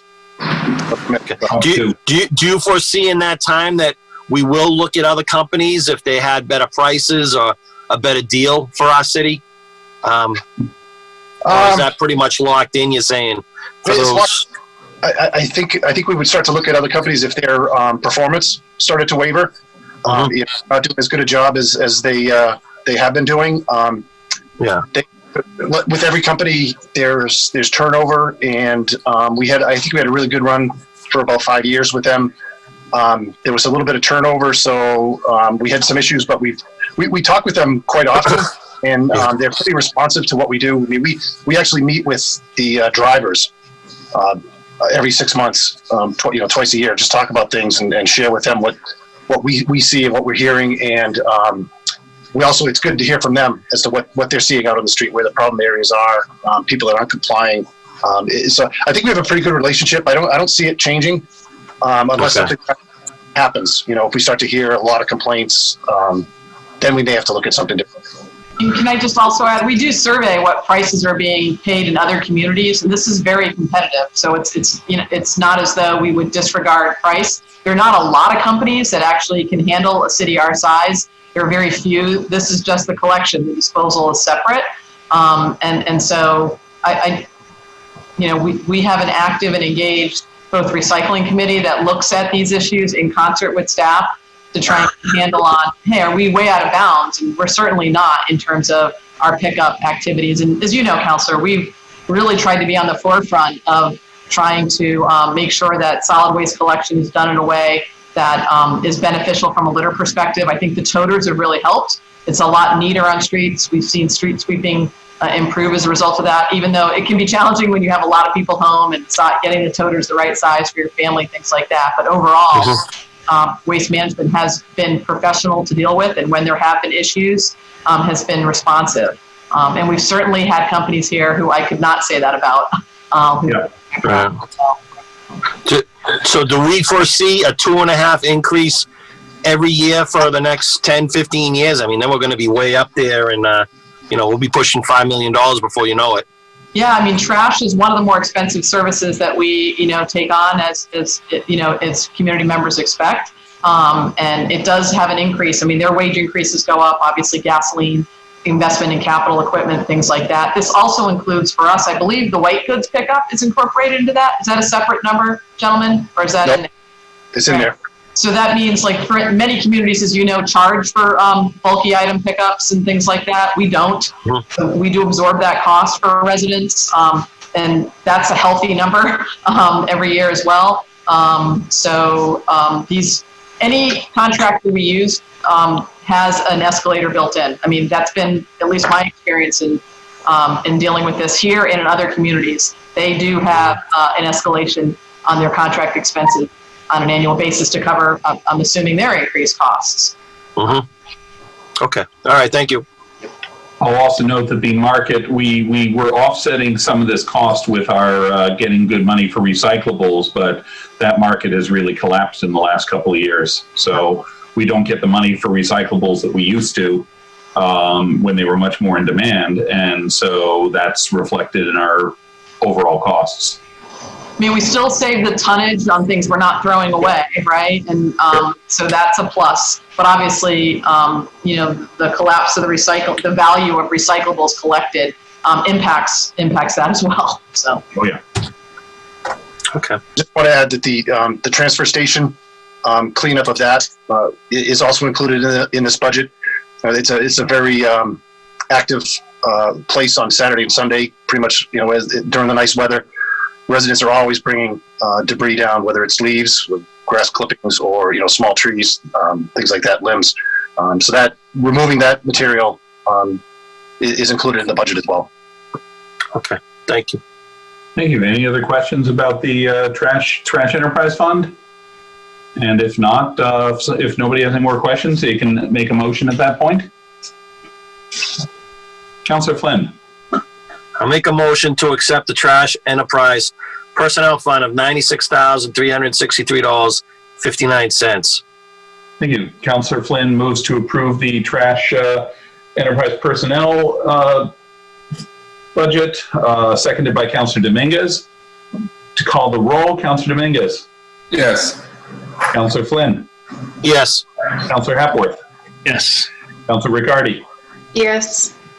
Vote yes. On the question of the trash enterprise personnel budget, we have 5 councillors voting, 5 affirmative, none in the negative. The matter carries. Trash enterprise expenses in the amount of $3,779,835.60, because those 60 cents are very important. Move to approve by Councillor Dominguez, seconded by, move her hand, Councillor Hepworth. Seeing no further discussion, Councillor Dominguez. Yes.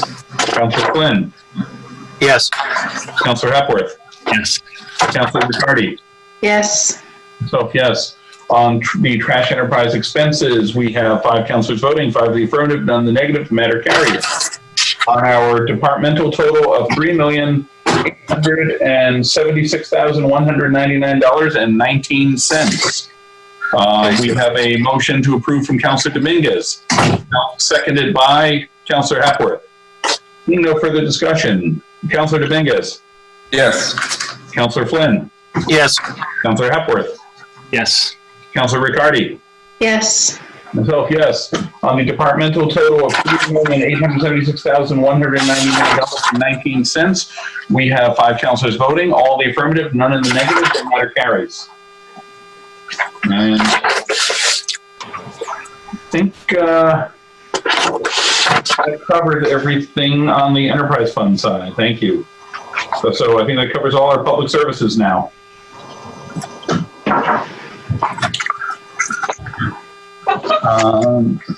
So thanks, Dave. Thanks, Ray. And thanks, Eric, for being in here. Thank you, everyone, for your support. Thank you for your support. Thank you. Thank you. And what we'll do now, because we still have them all here, is we have them all here, so we'll cover the bond orders and transfers out last. Those are fairly minor things, and we'll bring in the schools because they've been waiting through all this. Thank you. And so we have we just got to know her, and now she's leaving Superintendent Kathy Smith here.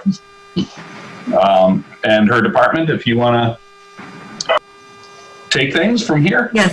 Good evening, everyone. I am very pleased to be here this evening. I do have a number of members of my team here. I have Assistant Superintendent Kate Carboni, our business manager, Kristen Shaver. I believe I have 2 school committee members, Amanda Campbell, and Vice Chair Mary Manning, and of course our chairperson, Maya Driscoll. And I want to thank all the members of our school committee who have worked very hard during this past budget season. I'm sure you're aware, and that includes school committee member Jim Fleming, Anna Nuncio, Manny Cruz, Dr. Kristen Pangalo, and I think that covers everybody. So let me first start and talk about preparing this budget and some of my overview of the Salem Public Schools. So one of the things that we looked to do this year was some of our budget priorities include creating a school district IT department, and I'll go into much more detail in that. And as you can imagine, when we went into remote learning on March 13th, it was very important that we actually had our technology infrastructure, increased digital technology.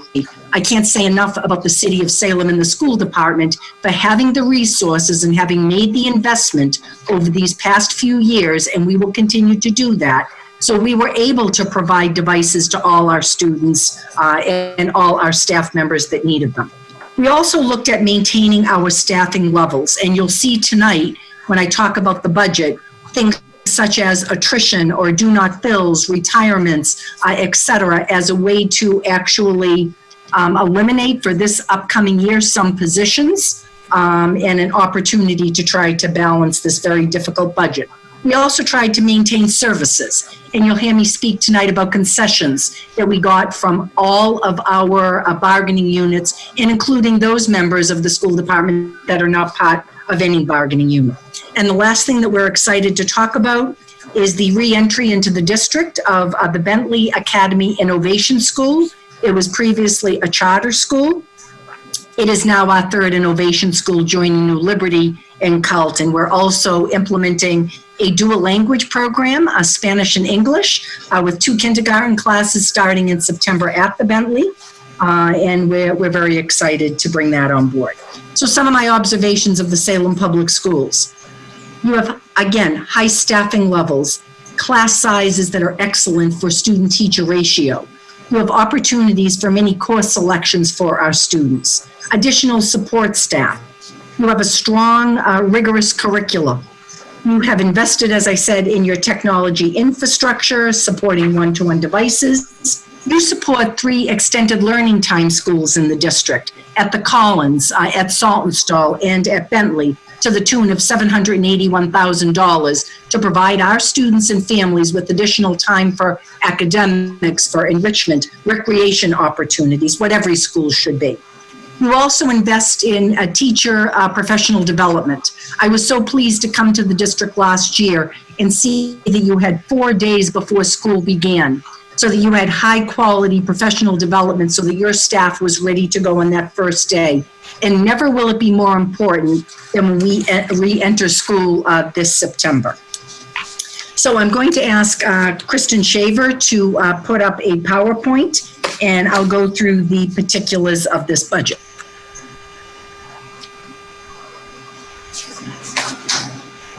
Okay, next slide. Okay, so again, Salem has a long and proud history of investing in its schools. Again, I was so pleased to come here, having come from a district that just met foundation formula every year barely. And in your district, you meet foundation and go above by 33% to support your students and your families in the Salem Public Schools. You also support citywide another $12 million on the city budget for things such as health benefits, workers' comp, unemployment, retiree health insurance, IT, sick leave buyback, and many capital projects that are happening. Next slide.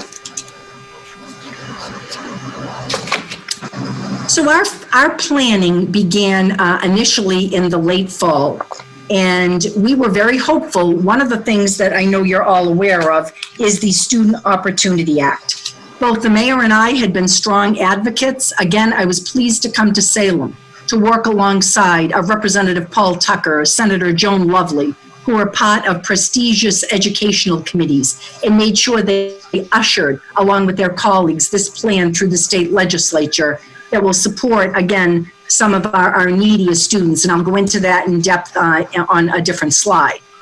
And we were confident in our late fall that our district would be able to maintain a level services budget, which in looking at the numbers that I'll be showing you, just because of the cost of doing business, some of our contractual increases was about a 4.5% increase over last year's budget. And that would have been just to maintain services. If we closed the doors as we're doing right now in June and opened them up in September, with exactly the same services, it would have been a 4.5% increase, and that is what we were planning for. Next slide. This is important, this slide, because this is the roller coaster ride that we took this past year, and I'm sure most of your departments, if not all of your departments, had to weather this same storm. So when I talk about phase one, we were optimistic. This was December through February of 2020. As we had done in years previous, I was told, we initially met with our principals. We met with all our district directors, our department heads. As I said, we were hopeful about the Student Opportunity Act money. Although it was not the increase we wanted to see this year, both the mayor and I understood some of the complexities and understood that going forward in years to come, there would be additional money for our students, such as students in the category of low income, our students that are English learners, our students that are special education students. And this, again, was an important act passed in September, on September 19th, actually, that over 7 years would have infused billions of dollars into the educational budgets throughout the Commonwealth. So we also worked on, and you'll see a slide that we put together on building our IT school-based team. And I want to take an opportunity here to thank your city IT team, Matt Killen and his team, who have supported us for the past, I think, 6 years or so, and have built some strong systems. But the time is right for the Salem Public Schools to build their own IT department to support the many needs that we have. As I said, the level service assumption was a 4.5% increase. And again, the $347,000 we would need for our IT department. Phase two happened very quickly in March. And we closed schools due to the pandemic. We had to shift immediately to remote learning. And it was very evident to all of us early on. I had conversations with the mayor all during this time. There was a significant loss of local and state revenue. It became apparent to all of us. The mayor asked us at that time to begin planning for a possible 2% increase instead of the 4.5, which we worked on all during this time from March to May, a $1.5 million deficit. We were able to get through this working with every one of our departments and looking at, as I said, attrition, looking at people retiring, looking at positions if people were leaving, looking at, evaluations of staff members that were not returning, and able to make up a $1.5 million deficit. And I'll go into a little more detail with that as we go forward. What became, unfortunately, more obvious to us in June, and we were hearing this from our state. I actually was on a phone call with the mayor, with Chairperson Michael Rodriguez of the House Ways and Means at the request of Senator Joan Lovely.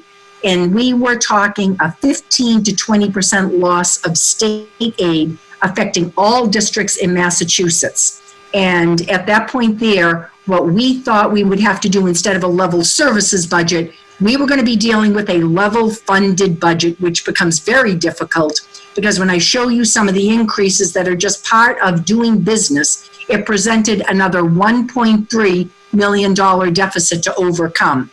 All told, the deficit was $2.8 million. Next slide, please.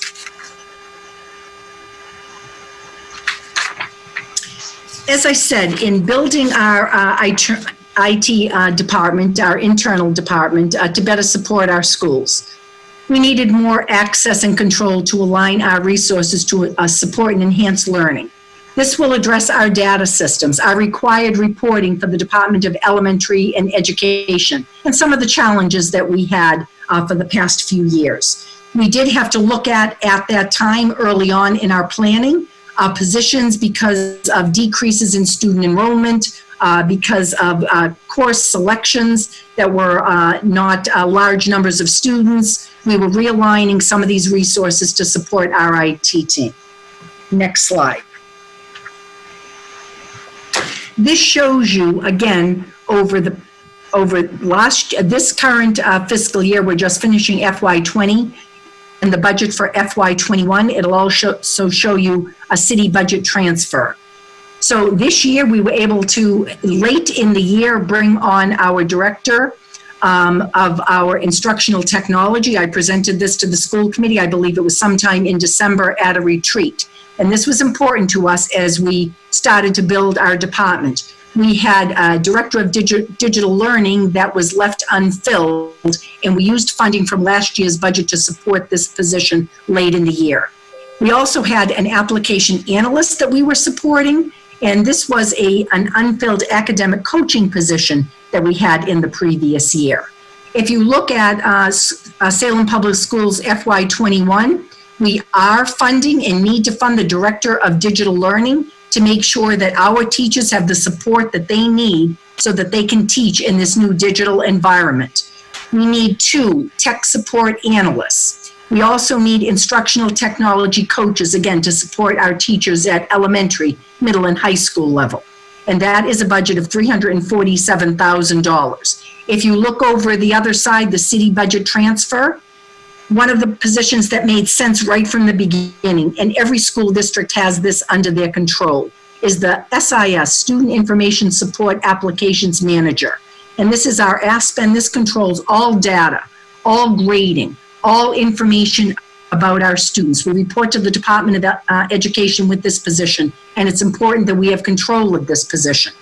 Also, a state reporting and data manager for $61,000, and another tech support analyst for $52,000 coming from city side, realigning to the school department for $194,000.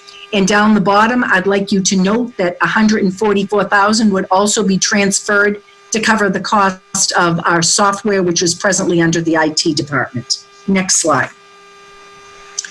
This is the important slide. If you look at our budget presently for FY20, and including the Bentley Academy budget, which again was a charter school this past year, the total is just a little over $63 million. If you look at some of the increases, personnel contractual increases, $1.4 million. If you look at other required increases, out-of-district tuition, homeless transportation, out-of-district transportation, and utility costs, summer program increases, the proposed Bentley increase, including our dual language program, that totaled $1.3 million. So what we found ourselves with a level services budget, it would have been $2.8 million over what we had in FY20, or a $65 million budget. In looking at where we're at this point in time, with a level funded budget of exactly what we had last year, the $63,110 million, along with the transfer from the city for the IT budget, we have a FY21 budget of $63,449,649, or a deficit, as I explained previously, of $2.8 million. Next slide.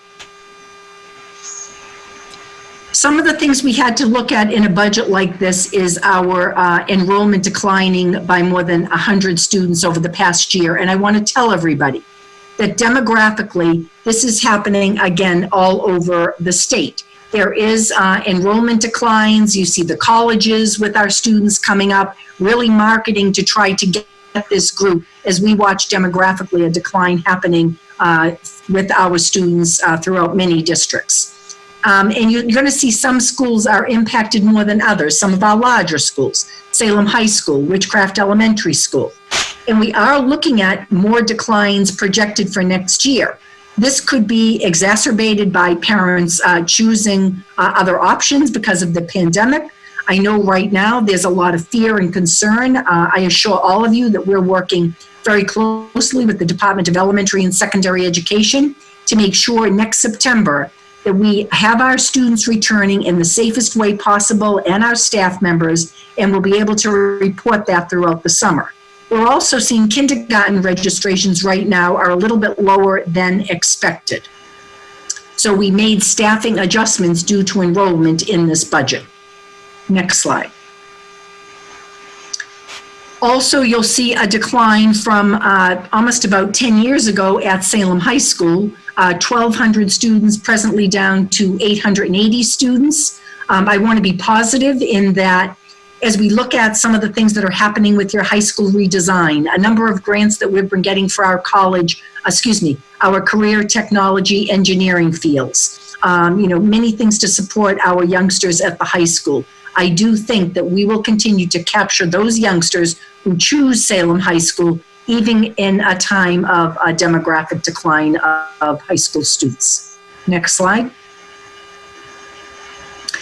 We also made decisions on staffing decisions on savings, as I said, once a vacancy occurred, if it was a retirement, if it was a resignation, if it was a non-renewal, many times non-professional status teachers, sometimes through evaluation process.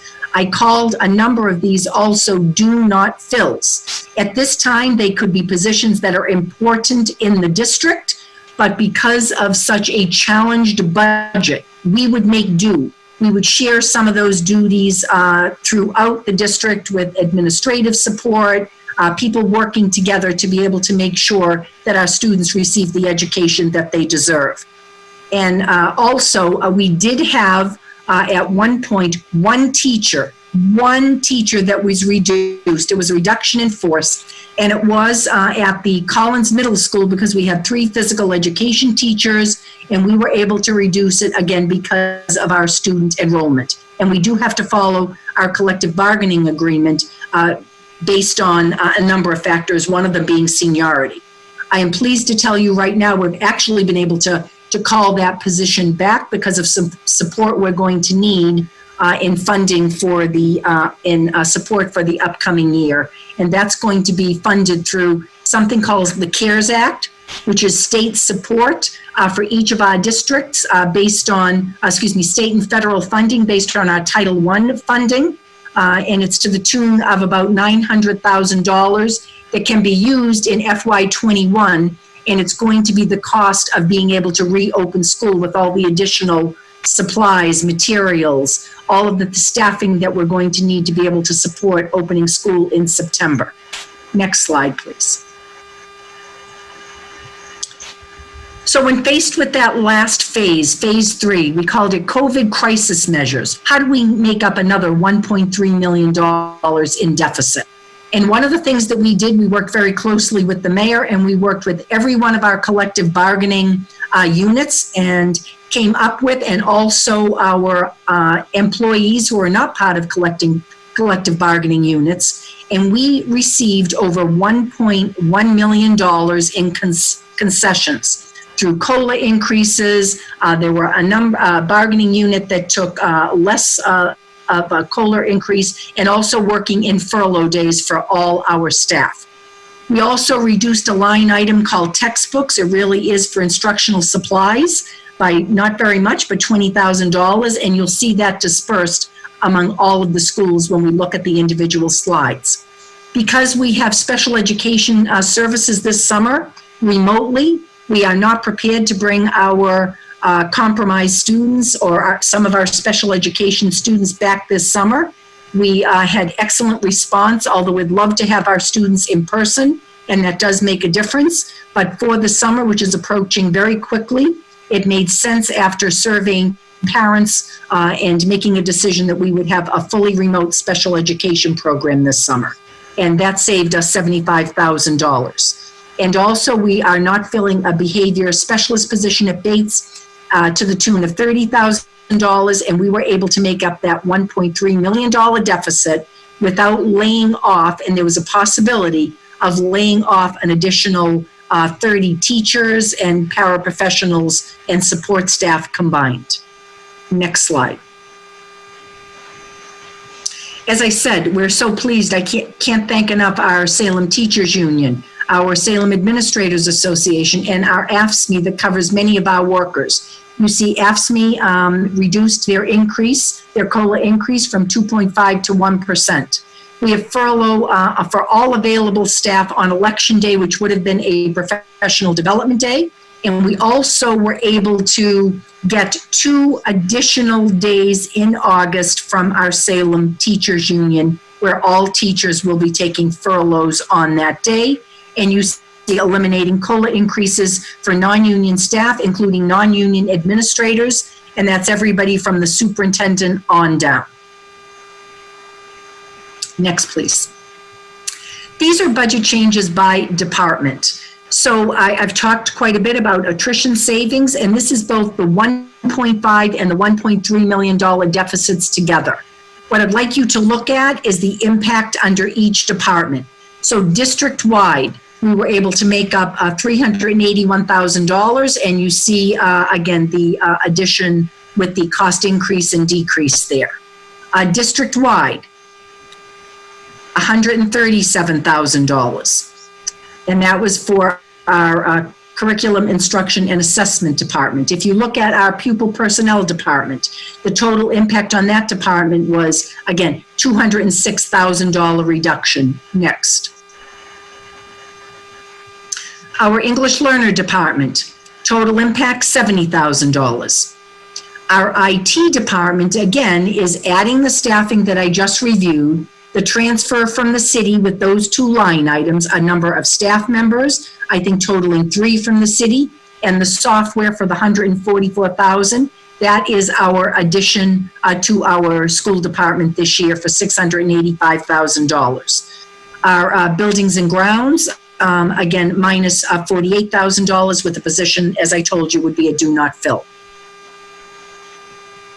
Our early childhood center, and this was a trade-off of 2 positions to better support our youngsters. That's an increase of $6,000. At Bates Elementary School, a total impact on Bates, again, and when you see this eliminate textbook expense, $2,000. I want you to refer back to that $20,000 that was in the budget to make up the $1.3 million deficit. That total impact is $58,000 making up the deficit. Next. The Bentley Academy Innovation School coming on board, and we had just finished the innovation plan in January. There are some positions I'm holding on because of enrollment and, again, because of the challenges to this budget. That is a negative impact of $251,000. To the Carleton Innovation School, the total impact was, again, a minus $133,000. Next. Horace Mann Laboratory School had, again, a trade-off, and we added a life skills program there. We had to move staff around. That became an increase of $20,000. Next. Witchcraft Heights Elementary School, your largest elementary school, as you can imagine, had one of the bigger losses of $275,000. You see a couple of teaching positions, and that, again, was basically low class sizes, and we were able to eliminate a couple of positions. Next. Saltonstall had a total impact of $29,000 decrease, and Collins Middle School had a decrease of $70,000. Next. Salem High School, when you look at this first 5 teaching positions, this again was based on low class enrollment. Students were able to have other selections, but that was at a large cost savings of $350,000. And quite honestly, this was happening regardless of COVID-19, regardless of a challenging budget. It's really just a correction when you look at a student enrollment, course selection, and this is something school districts do all the time. And that was an impact at Salem High School of $391,000. Salem Prep, one of our alternative offerings for our special needs students, had, again, a trade-off and an increase of $9,000. So the total for the FY21 school district budget, again, is the $63,110,691. The IT transfer from the city for $338,958, and a total FY21 budget request from the school department for $63,449,649. Next slide. And I am available to answer questions.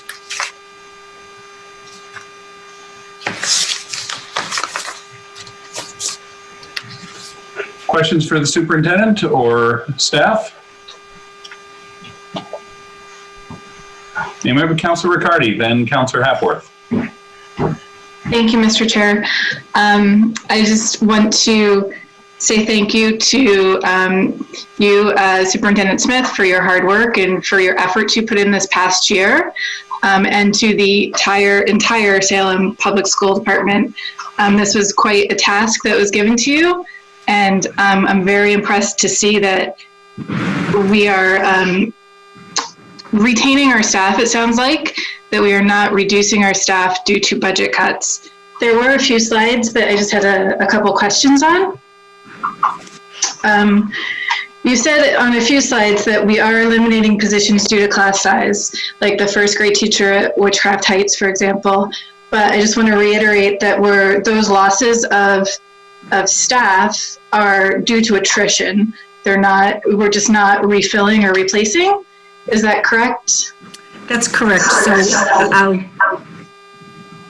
in talking about witchcraft, if you look at one teacher in first grade, we previously had 4 classes. Class sizes were low, sometimes lower than 20 in a class. So we were able to, first of all, the teacher teaching in that class, there was another job opening in the district, so we didn't necessarily lose a teacher, we lost a position. And your class sizes probably are about 21, 22 in those classes going forward for September.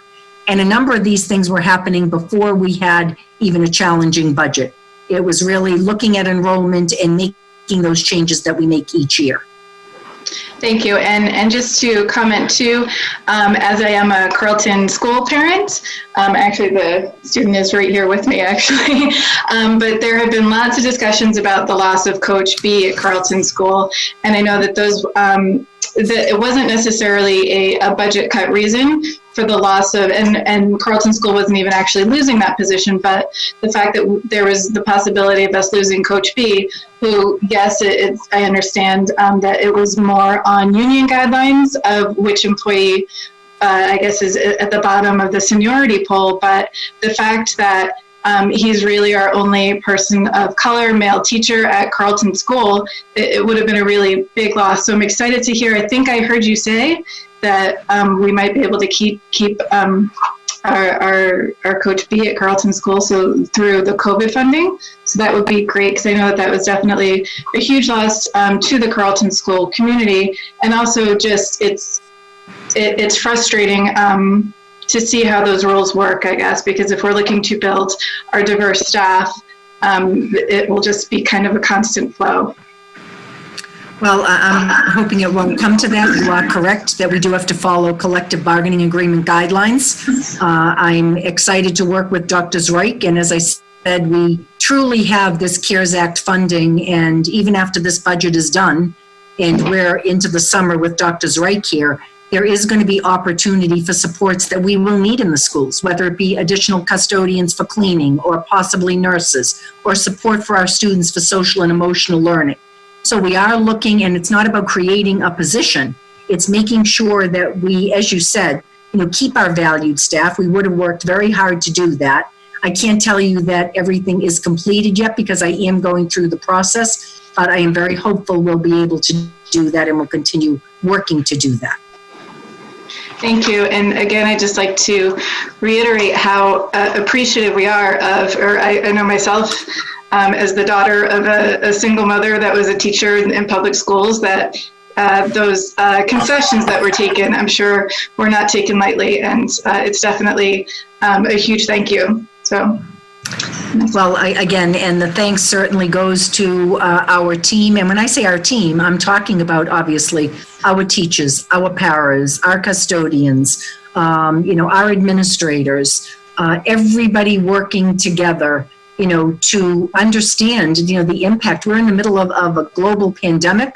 It was amazing to go from the excitement of the Student Opportunity Act and finally supporting our neediest children, and allowing us to put the things that we know our students need, and to all of a sudden have to deal with, a $3 million deficit in the matter of a month.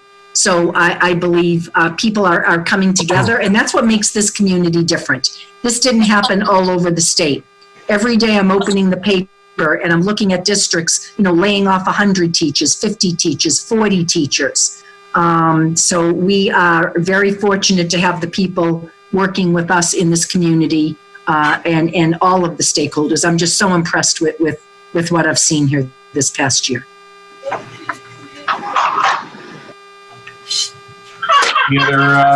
Any other questions? Councilor McCarthy, and actually Councilor Flynn first, being a member of the committee, then Councilor McCarthy. Thank you. I just want to say that, as a parent, I had students in the schools in Salem, and you have some wonderful teachers, some wonderful principals, obviously, and I think you brought a lot of confidence back into the schools in this last year, so I want to thank you for that. Budgetary-wise, a couple questions I had was, with the health crisis that we had, did we see any savings from March until now, from obviously less heat in the buildings, buses not being used? Was there a savings of your budget that in excess will be handed back to the city? Or did you use everything that you had, even though you had, reduction?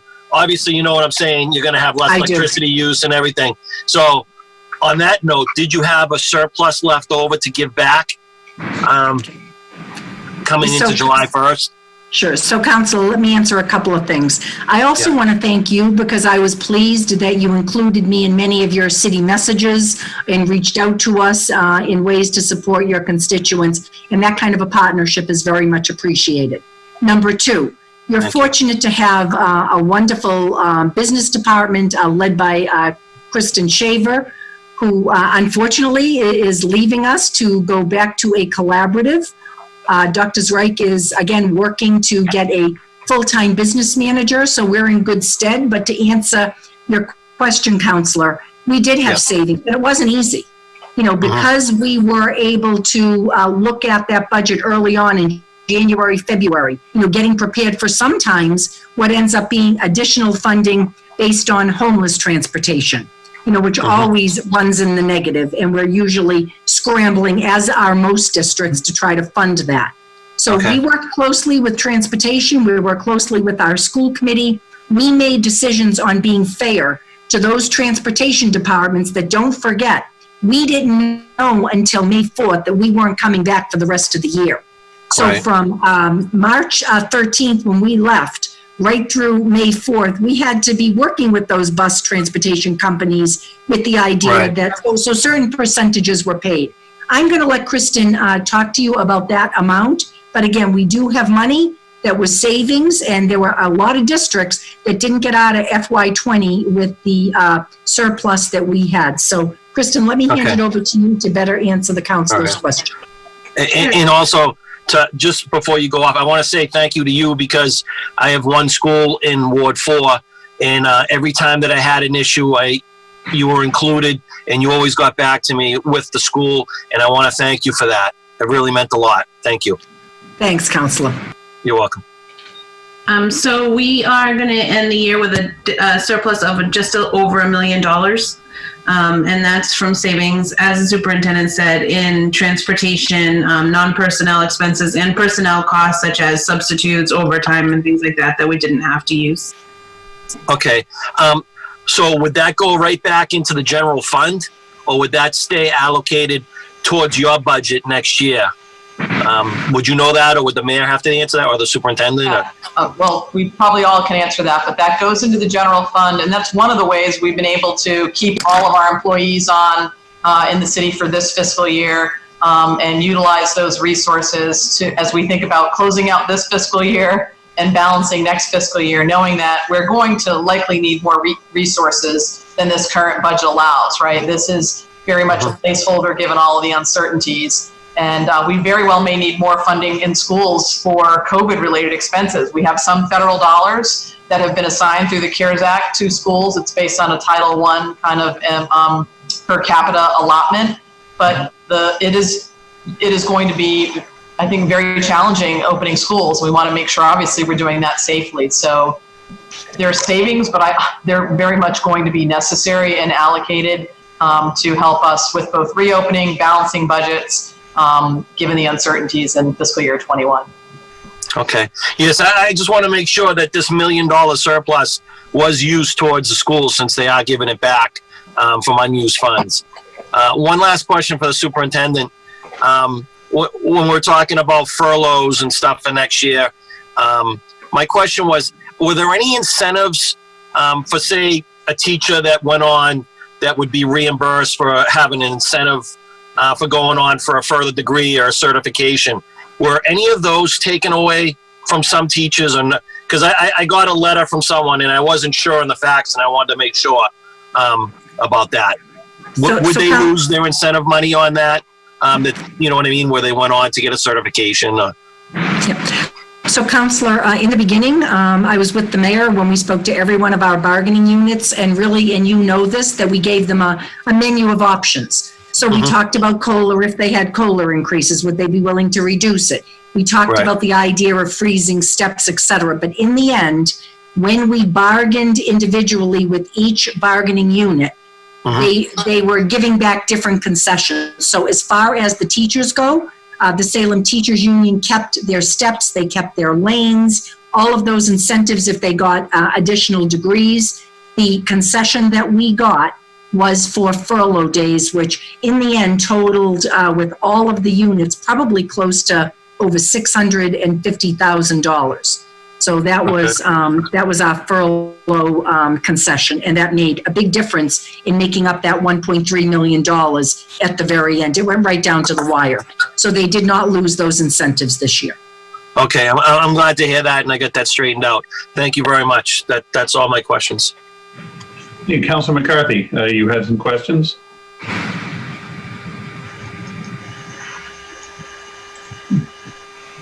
Wrong button, sorry. Before I go to a question, first of all, I want to thank Dr. Smith. I've had the pleasure of getting to know Dr. Smith over this last year. I get to know her husband a little bit. Most people don't realize that when they first moved to this community, from Brockton, they didn't know anybody, and someone reached out to me and said, Dr. Smith's husband likes to play golf. And we had the Kernwood days that benefit the scholarship fund, and I brought him right on. He fit right in. I had a great time playing golf with him, and I offered it up to Dr. Smith when I saw her a couple of weeks ago, that the next time he's in town to give me a call and we'll play some golf as well. But wait a minute, Counselor. So I need to tell Counselor Flynn that there is a firefighters golf tournament every year that I golf, and it's named for my dad. And everybody complains when I'm on their team, all the guys, but they take my drives. I can't putt, but they take my. So remember, I said that, Councilor McCarthy. You did say that, and I appreciate that. There's nothing, everyone's got to use someone's drive at once to point out when you're playing a scramble. But I just want to first of all thank you and your staff, but specifically you. I mean, you came into a unique situation, and I can't think of anyone else that would, in the position of a superintendent, that on the first day of school would hop on a bus and ride with kids to school. I mean, what does that say about you and your dedication and your enthusiasm? You've brought so much enthusiasm to this post, and Councilor Flynn alluded to it, and you've brought so much back to the district in, revitalizing what's been going on. And, no one gave us in a handbook when COVID-19, came in, and we're all sitting here trying to figure it out day to day, week to week. And I've been on, countless Zoom calls with the mayor and all the staff on a day to day basis over the last 3 months, trying to figure out how we're going to redo stuff. And I can't, on the school side, you and your staff and, in everything you guys done to switch from in-class learning to online learning at, pivoting in the drop of a dime, trying to get that done and making sure that even our most vulnerable population had, Chromebooks, had access to internet. I know Councilor Turiel was actually very instrumental in helping with trying to figure all that out. And it just speaks volumes as to what you and your staff has done. But I just want to touch base on one thing that you brought up in Councilor Flynn alluded to it, is the collecting bargaining units in your under your control basically gave back days in order to save positions. So it wasn't like there were certain positions in certain in certain groups that were left vacant by attrition, and rather than not fill them to save money, we, left them open and, tried to balance the budget that way. The different collective bargaining units really stepped up, and, as opposed to lack of services, in order to still create a budget where we have almost level service budget. When you look at the numbers, it's level funded, but it comes down to almost level service. With that, not looking at the cuts that we're, potentially could have had. And those cuts are devastating for our children because, when you talk about classroom size or services, and I would just hope that all of our collective bargainings would take a, kudos from the school department and realizing that, if we all take a couple days here and there in order to save, and this is why I'm going to ask you the question, because I was on the Zoom meeting a week ago when you were with the school committee. I want to thank the school committee. I see Mary Manning on, and I saw a bunch of other people on earlier. Amanda Campbell's on. That, these are difficult decisions, but in order to maintain maintain the personnel, for all the rest of the personnel to step up and take a couple days off. And we're not talking, no one was asking anyone to not fill a position, or the people weren't looking, the union members weren't looking at, well, if we don't fill these positions, then we don't have to take the couple days off. So everyone said, okay, let's all work together. We'll all take a few days off for the, as you've indicated. How many positions did we actually save? Because, we have some, rather than get into the minutia of it, it's like, it seems like the school department really realized that it's all about the kids. It's all about maintaining services. And how do you do that? Everyone gives back a little, and without sacrificing classroom size or anything else. And then you're able to maintain the services that we've been providing to our children without making the cuts that, as you alluded to, in other districts, they're making huge cuts. Well, one of the things I'll say, Counselor, and you asked for a number, it's probably close to when you came down to that 1.3 million. We weren't able to make it up anymore through attrition or do not fills, and it would have been 30 bodies, teachers, paraprofessionals, and what happens is when you lay somebody off, you end up having to pay unemployment. So for every so many teachers that you lay off, you have to lay off another, if you lay off 4, you lay off another 3 just to pay for the unemployment costs. So that becomes really a vicious circle. And people understood that. And we were at a point, where it would have really hurt. It would have hurt the district, and that's hard to recover from. And people understood. We talked a little bit about the CARES Act that the mayor mentioned. I had mentioned about some funding coming in, which Dr. Reich will have. There's the possibility of federal funding. And one of the things, the mayor was good with her word, if people were worried about the uncertainty, we don't really know what the Chapter 70 budget is. We don't really know if there'll be additional money. And she said to them, if there is additional money, there's an opener clause, a reopener, where we can take a look to make people whole if it came to that. Give them back their professional development days. But at this point here, you're going to be able to open those doors in September with everybody, as you said, Counselor, giving a little. And I need to say one more thing. You had thanked me, but when you talk about my team, and I know you said that, I really have to ask our Assistant Superintendent, Kate Carboni, to take a bow for everything that was done with remote learning. Again, Kristen Shaver, Deb Conrady, Jill Conrad, Dr. Jill Conrad, my executive team. I call them workhorses. That was not said in a derogatory fashion. I've never seen people so dedicated, work so hard, recognized by the Department of Elementary and Secondary Education. And the reason we could even get those additional furlough days is because you, in Salem, had a remote learning program up and going on March 16th. And within a week, had teachers actually in Zoom meetings, Google Classrooms. We continue to build it, but you were different than many of your, I don't want to say neighboring towns, but other districts in Massachusetts. So my lights just went off in here, guys. I have to move for a second. I'm actually in my office. Wave your arms. I'm in my office. So I really have to ask them to take a bow, because it is amazing the work they did to get devices to kids, to make sure they had internet access, to make sure that we were connecting. Teachers were calling homes, making sure children were able to get the meals. It was just an unbelievable effort, and I wouldn't trade this district for any other district. And it's okay if Brockton hears me. That's okay.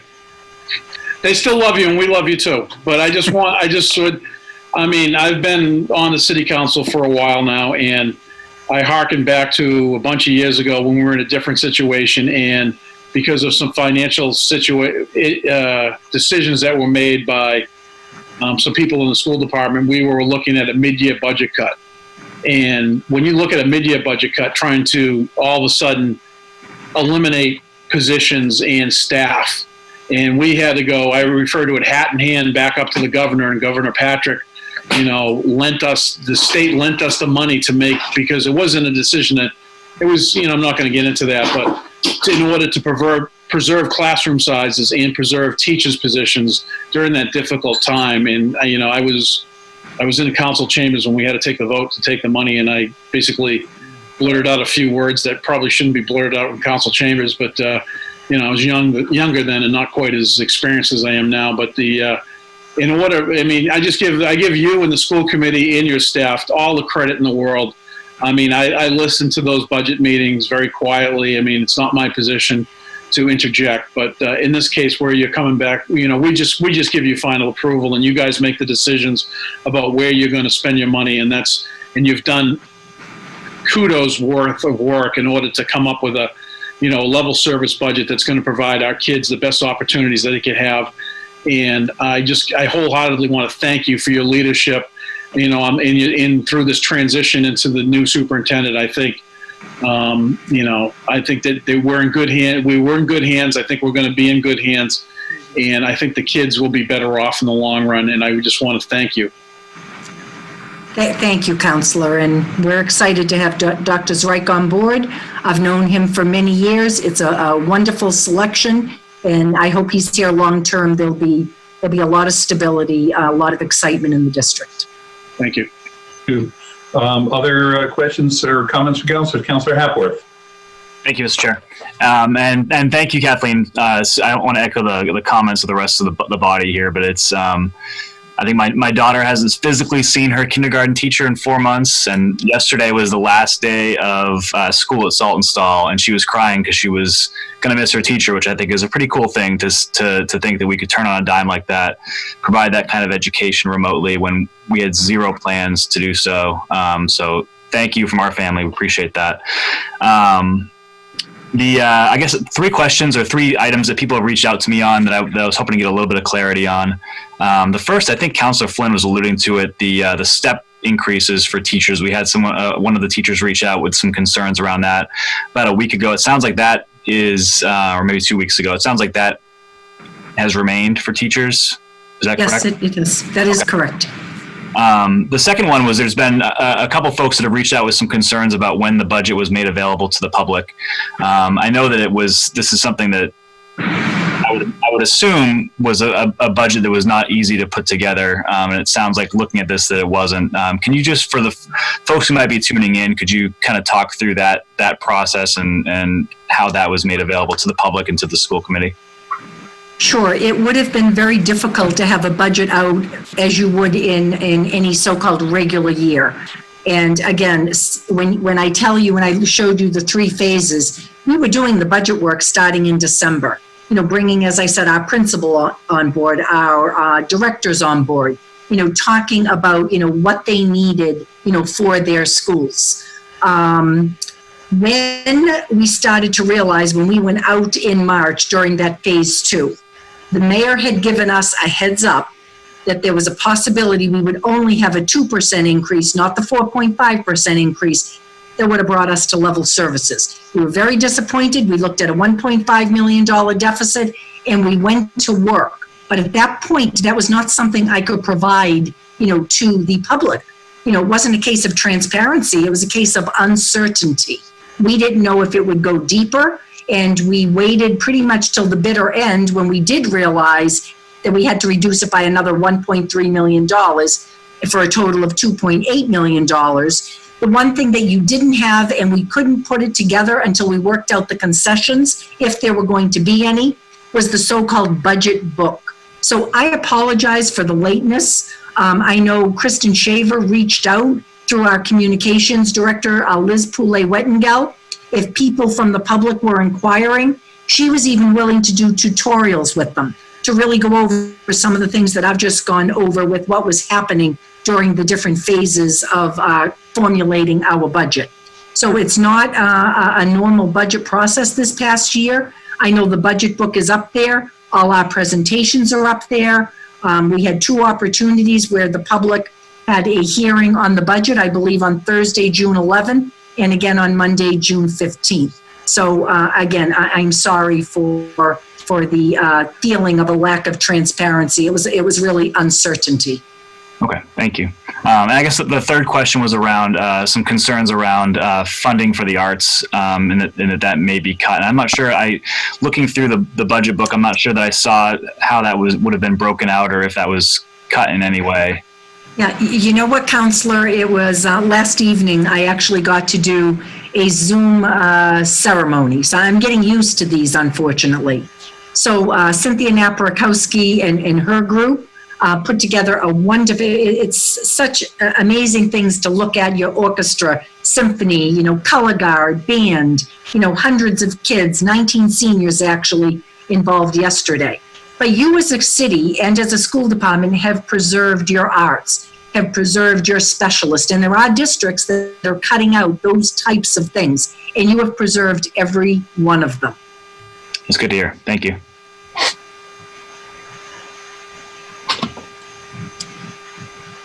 All right. Any other questions from members of the committee or members of the council?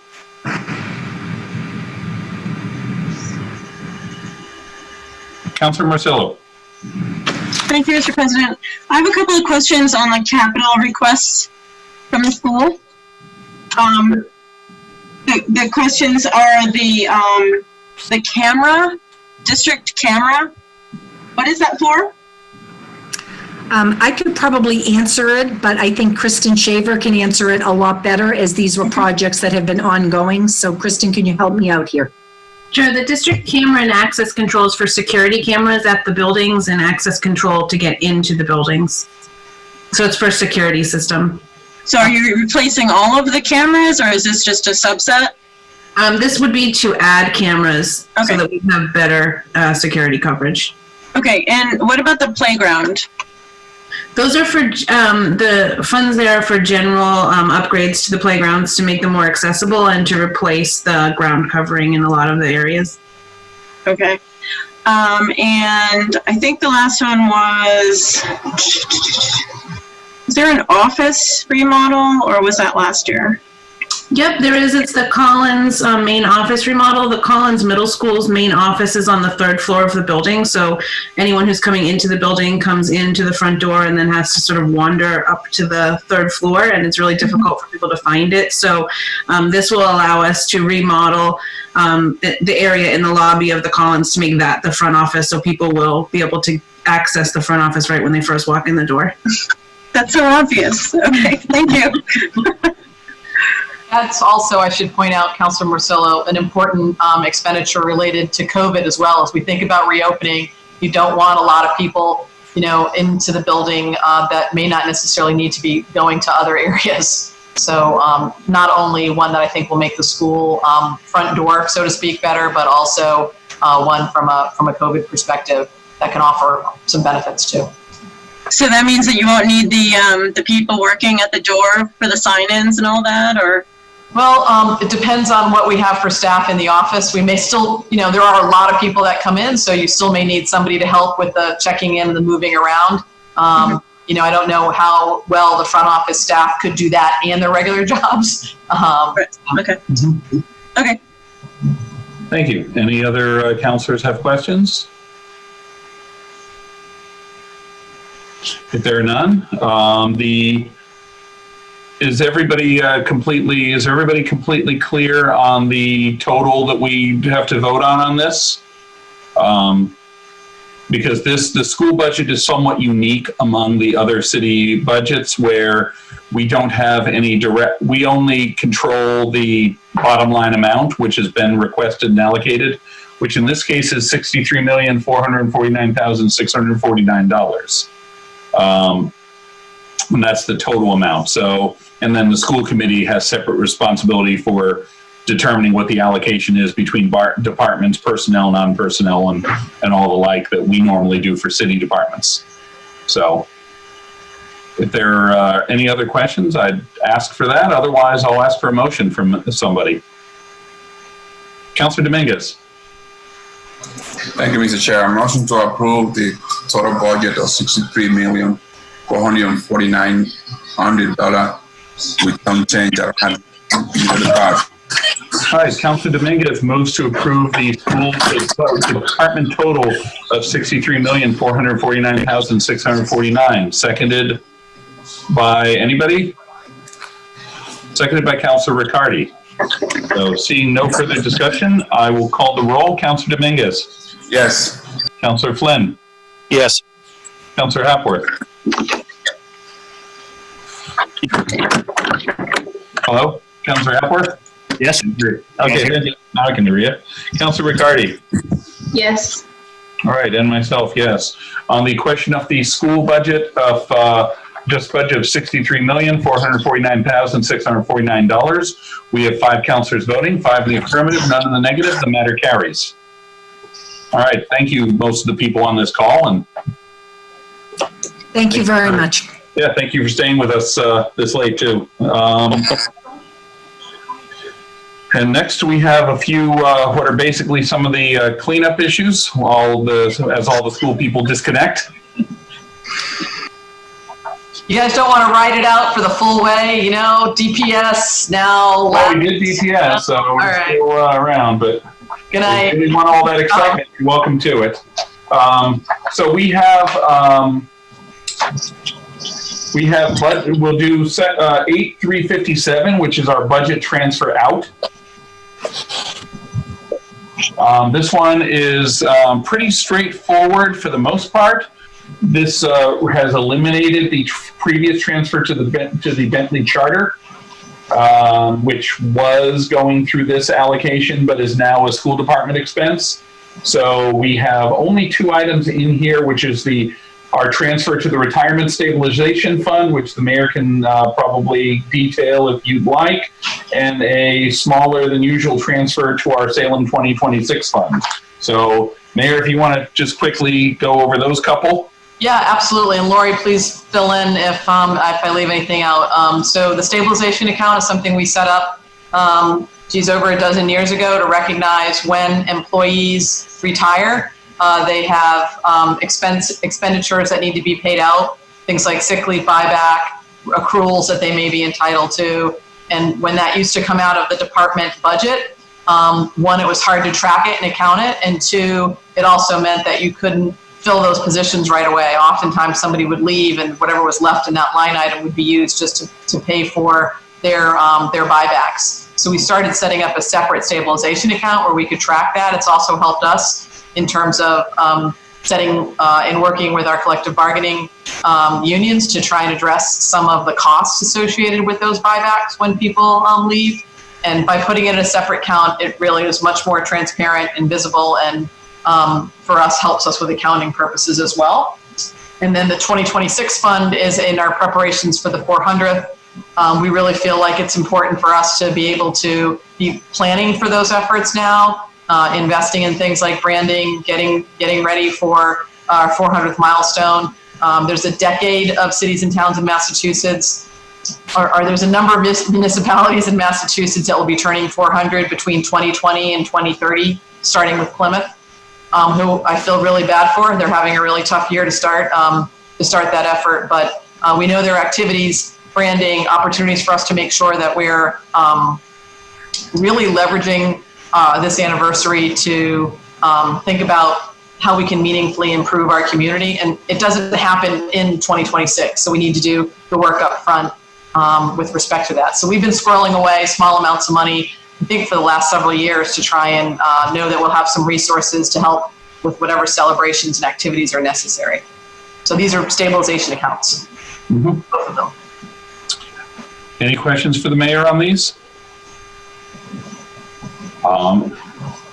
If there aren't any, then somebody can make a motion on this departmental total, if we so prefer. Councilor Dominguez. Thank you, Mr. Chair. Happy to make a motion to for the total expenditure of $625,000. Thank you. Councilor Dominguez moves to approve the transfers out of $625,000, seconded by Councilor Hapworth. Seeing no further discussion, Councilor Dominguez. Yes. Councilor Flynn. Yes. Thank you. Councilor Hapworth. Yes. Councilor Riccardi. Yes. Myself, yes. On the question of the budget transfers out, department total of $625,000. 5 councilors voting, all the affirmative, none in the negative. The matter carries. We will now go. We have 3 other matters to attend to and ask questions on. The first one will be the general fund bond order. That total general fund bond order is for $9,638,451. And these are pretty much things that we've been asking questions about all throughout the budget process, and they're all lumped into one sum here. So if there are any questions about items in this, we have the in the capital plan. Please, ask the mayor or finance director now. I know our capital projects director was in the call earlier, but I think she, she got to cut out, but she probably doesn't need to come back in for this, is my guess. But please, if you have any questions on these, please ask them of the mayor. Otherwise, otherwise we can make motions at that point. So.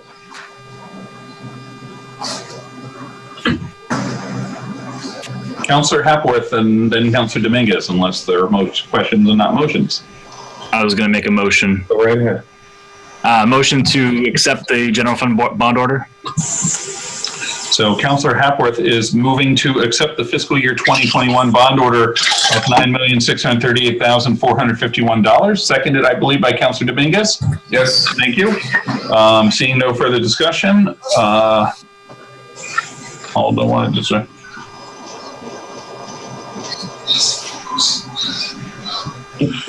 Seeing no further discussion, Councilor Dominguez? Yes. Councilor Flynn? Yes. Councilor Hapworth? Yes. Councilor Riccardi? Yes. Myself, yes. On the bond order on the recommendation for the bond order for $9,638,451 for general fund capital equipment, we have 5 councilors voting, 5 in the affirmative, none in the negative. The matter carries. We also have let me just scroll to it. We have the enterprise fund for our water sewer enterprise fund capital equipment. That covers matters like a truck replacement, some water lines, the Rosie's Pond flood protection and drainage improvements, and a whole bunch more work that has to take place over the next year. And that's in the amount of $4,758,033. Any questions on this one? And if there are not any, then if a councilor wants to make a motion, if there are no questions, I'll take whatever. Councilor Dominguez. Make a motion to accept that amount. I don't have that. Okay, that's fine. Councilor Dominguez moves to approve the bond order of $4,758,33 for the Water Sewer Enterprise Fund. Seconded by Councilor Hapworth. Seeing no further discussion, Councilor Dominguez. Yes. Councilor Flynn. Yes. Councilor Hapworth. Yes. Councilor Riccardi. Yes. And myself, yes. On the matter of the Water and Sewer Enterprise Fund bond order, that's 5 councilors voting, 5 in the affirmative, none in the negative. The matter carries. The last thing that we actually have to vote on here as part of this is the capital improvement plan itself, which we do as a separate matter because there are capital expenditures that are not bonded within here. So just going to move to some of that. One moment. That was always the most difficult one to suss out.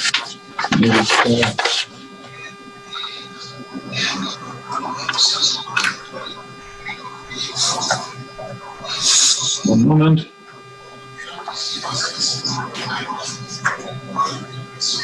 So CIP. So we have a total there of, let me just write this down. So the total CIP amount is,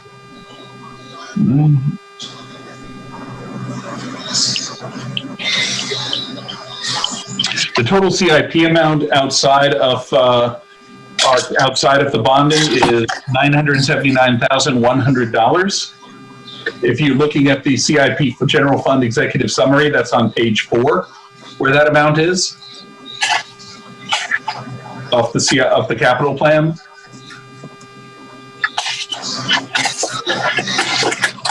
And that covers our engineering, roads, and the road work that we expect to fund ourselves from the on the engineering side, Chapter 90, going towards Chapter 90, and some money that's going in from a grant as well for replacing one of our trucks. So this is how we bring the money in to deal with capital improvements that are not bonded. So if there's any questions for myself or for the mayor on this,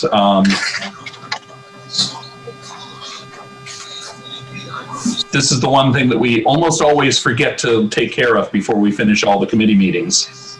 And then we wind up having to scramble to do this one and to deal with this one in July. Councillor Flynn. What were you saying about truck number 9? Could you explain that a little bit? Replace truck number 9? That's one of the public works trucks. Was it one of the plow ones? I don't recall which one it was. Okay. In there, let me see if I can see it in the remainder of this. Yeah, Public Services replaced 16-year-old truck number 9 with a new vehicle. So we have part of that in our bond. Right. Part of that is in general capital for, that's under the Public Services side. And then also we have a bond going for dump truck number 10. Okay. All right. No, you answered that. Thank you. Okay. Thank you. Any other questions? If there are none, then I'll take a motion on the CIP. From anybody? Councillor Hapworth. You get a motion to accept the CIP. I'm not sure on the total here. Which total am I looking at, though? 979,100. It's the combination of both FY20. The first two items in FY20. If you look, there's a proposed capital plan on the executive summary of 110,617, 551, and 9.6 of that is borrowing. The remainder of that is the non-bonding CIP. Okay. So that amount is $979,100. Okay. So move to accept the CIP amount by Councillor Hapworth, seconded by Councillor Dominguez. Seeing no further discussion, Councillor Dominguez. Yes. Councillor Flynn. Yes. Councillor Hapworth. Yes. Councillor Riccardi. Yes. Myself, yes. So on the CIP fiscal year 21 CIP, we have 5 councillor voting, 5 in the affirmative, none in the negative. The matter carries. I believe that covers everything that we've had in here that we're supposed to be hitting. So, 1 second. Yeah, no, we did that. So, all right. Well, that does it. Congratulations, everybody. You've just made it through budget. Now we get to do this, we get to do part of this all over again tomorrow night.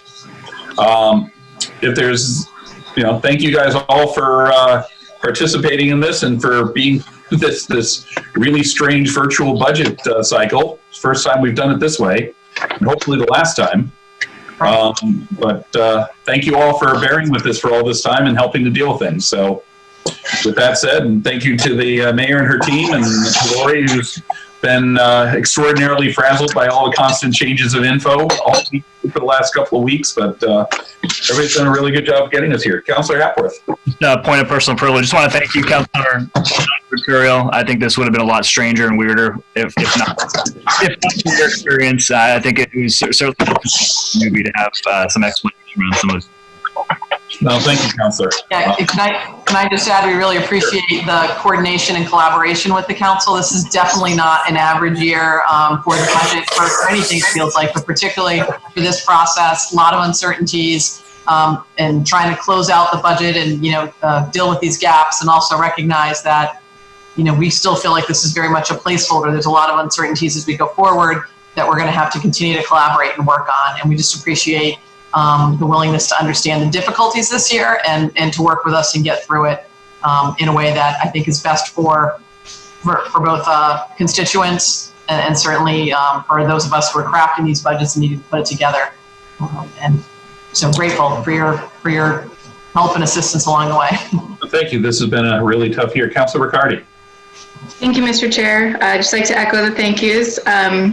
Curious to find out what normal is. I'm looking forward to that one day. But I appreciate all the help and guidance. I did just have a question because I was just paging through all the departments and I wanted to confirm there was one at the very end. I'm not sure. Did we get to the PEG Access Enterprise Fund today? Honestly, I don't know, but it was posted. I don't remember whether we covered that when we did the solicitors department or not. Okay. I noticed that too, but it isn't posted separately as part of the agenda. So if we didn't cover it, this is going to be our frantic catch up on July 9th. Okay. Thank you. Because it's just it's an enterprise budget approval. So worst case is it's a single passage at the next meeting, but I couldn't put it in tonight just in case. Gotcha. Thank you. Thank you. Anybody else have anything they want to add, or Councilor Dominguez? Thank you, Mr. Chairman. I also want to thank everyone. I think this was very, very educational, and so that was my first time in the finance committee. I see a lot of numbers, a lot of things to keep in mind, and be able to ask a lot of questions and get some answers. That's really, really clear my mind in some of the topic that we deal with on a daily basis, and I'm a little bit more prepared to maybe answer some of the questions of the general public on item and topic that we're talking about on a daily basis. So thank you so much for allowing me to be in this meeting, and thank you, Mr. Chair, for the role. I think that you manage it. The experience is not improvised, so thank you so much. Thank you. You picked it up pretty quickly, Councilor. So, any other comments or questions from members? Otherwise, I'd like to see one last motion for tonight, please. Councilor Flynn. You're muted, Councilor. Thank you. Motion to adjourn. Councilor Flynn moves to adjourn. So moved. We are adjourned. Thank you all. See you tomorrow. Everyone. Thank you.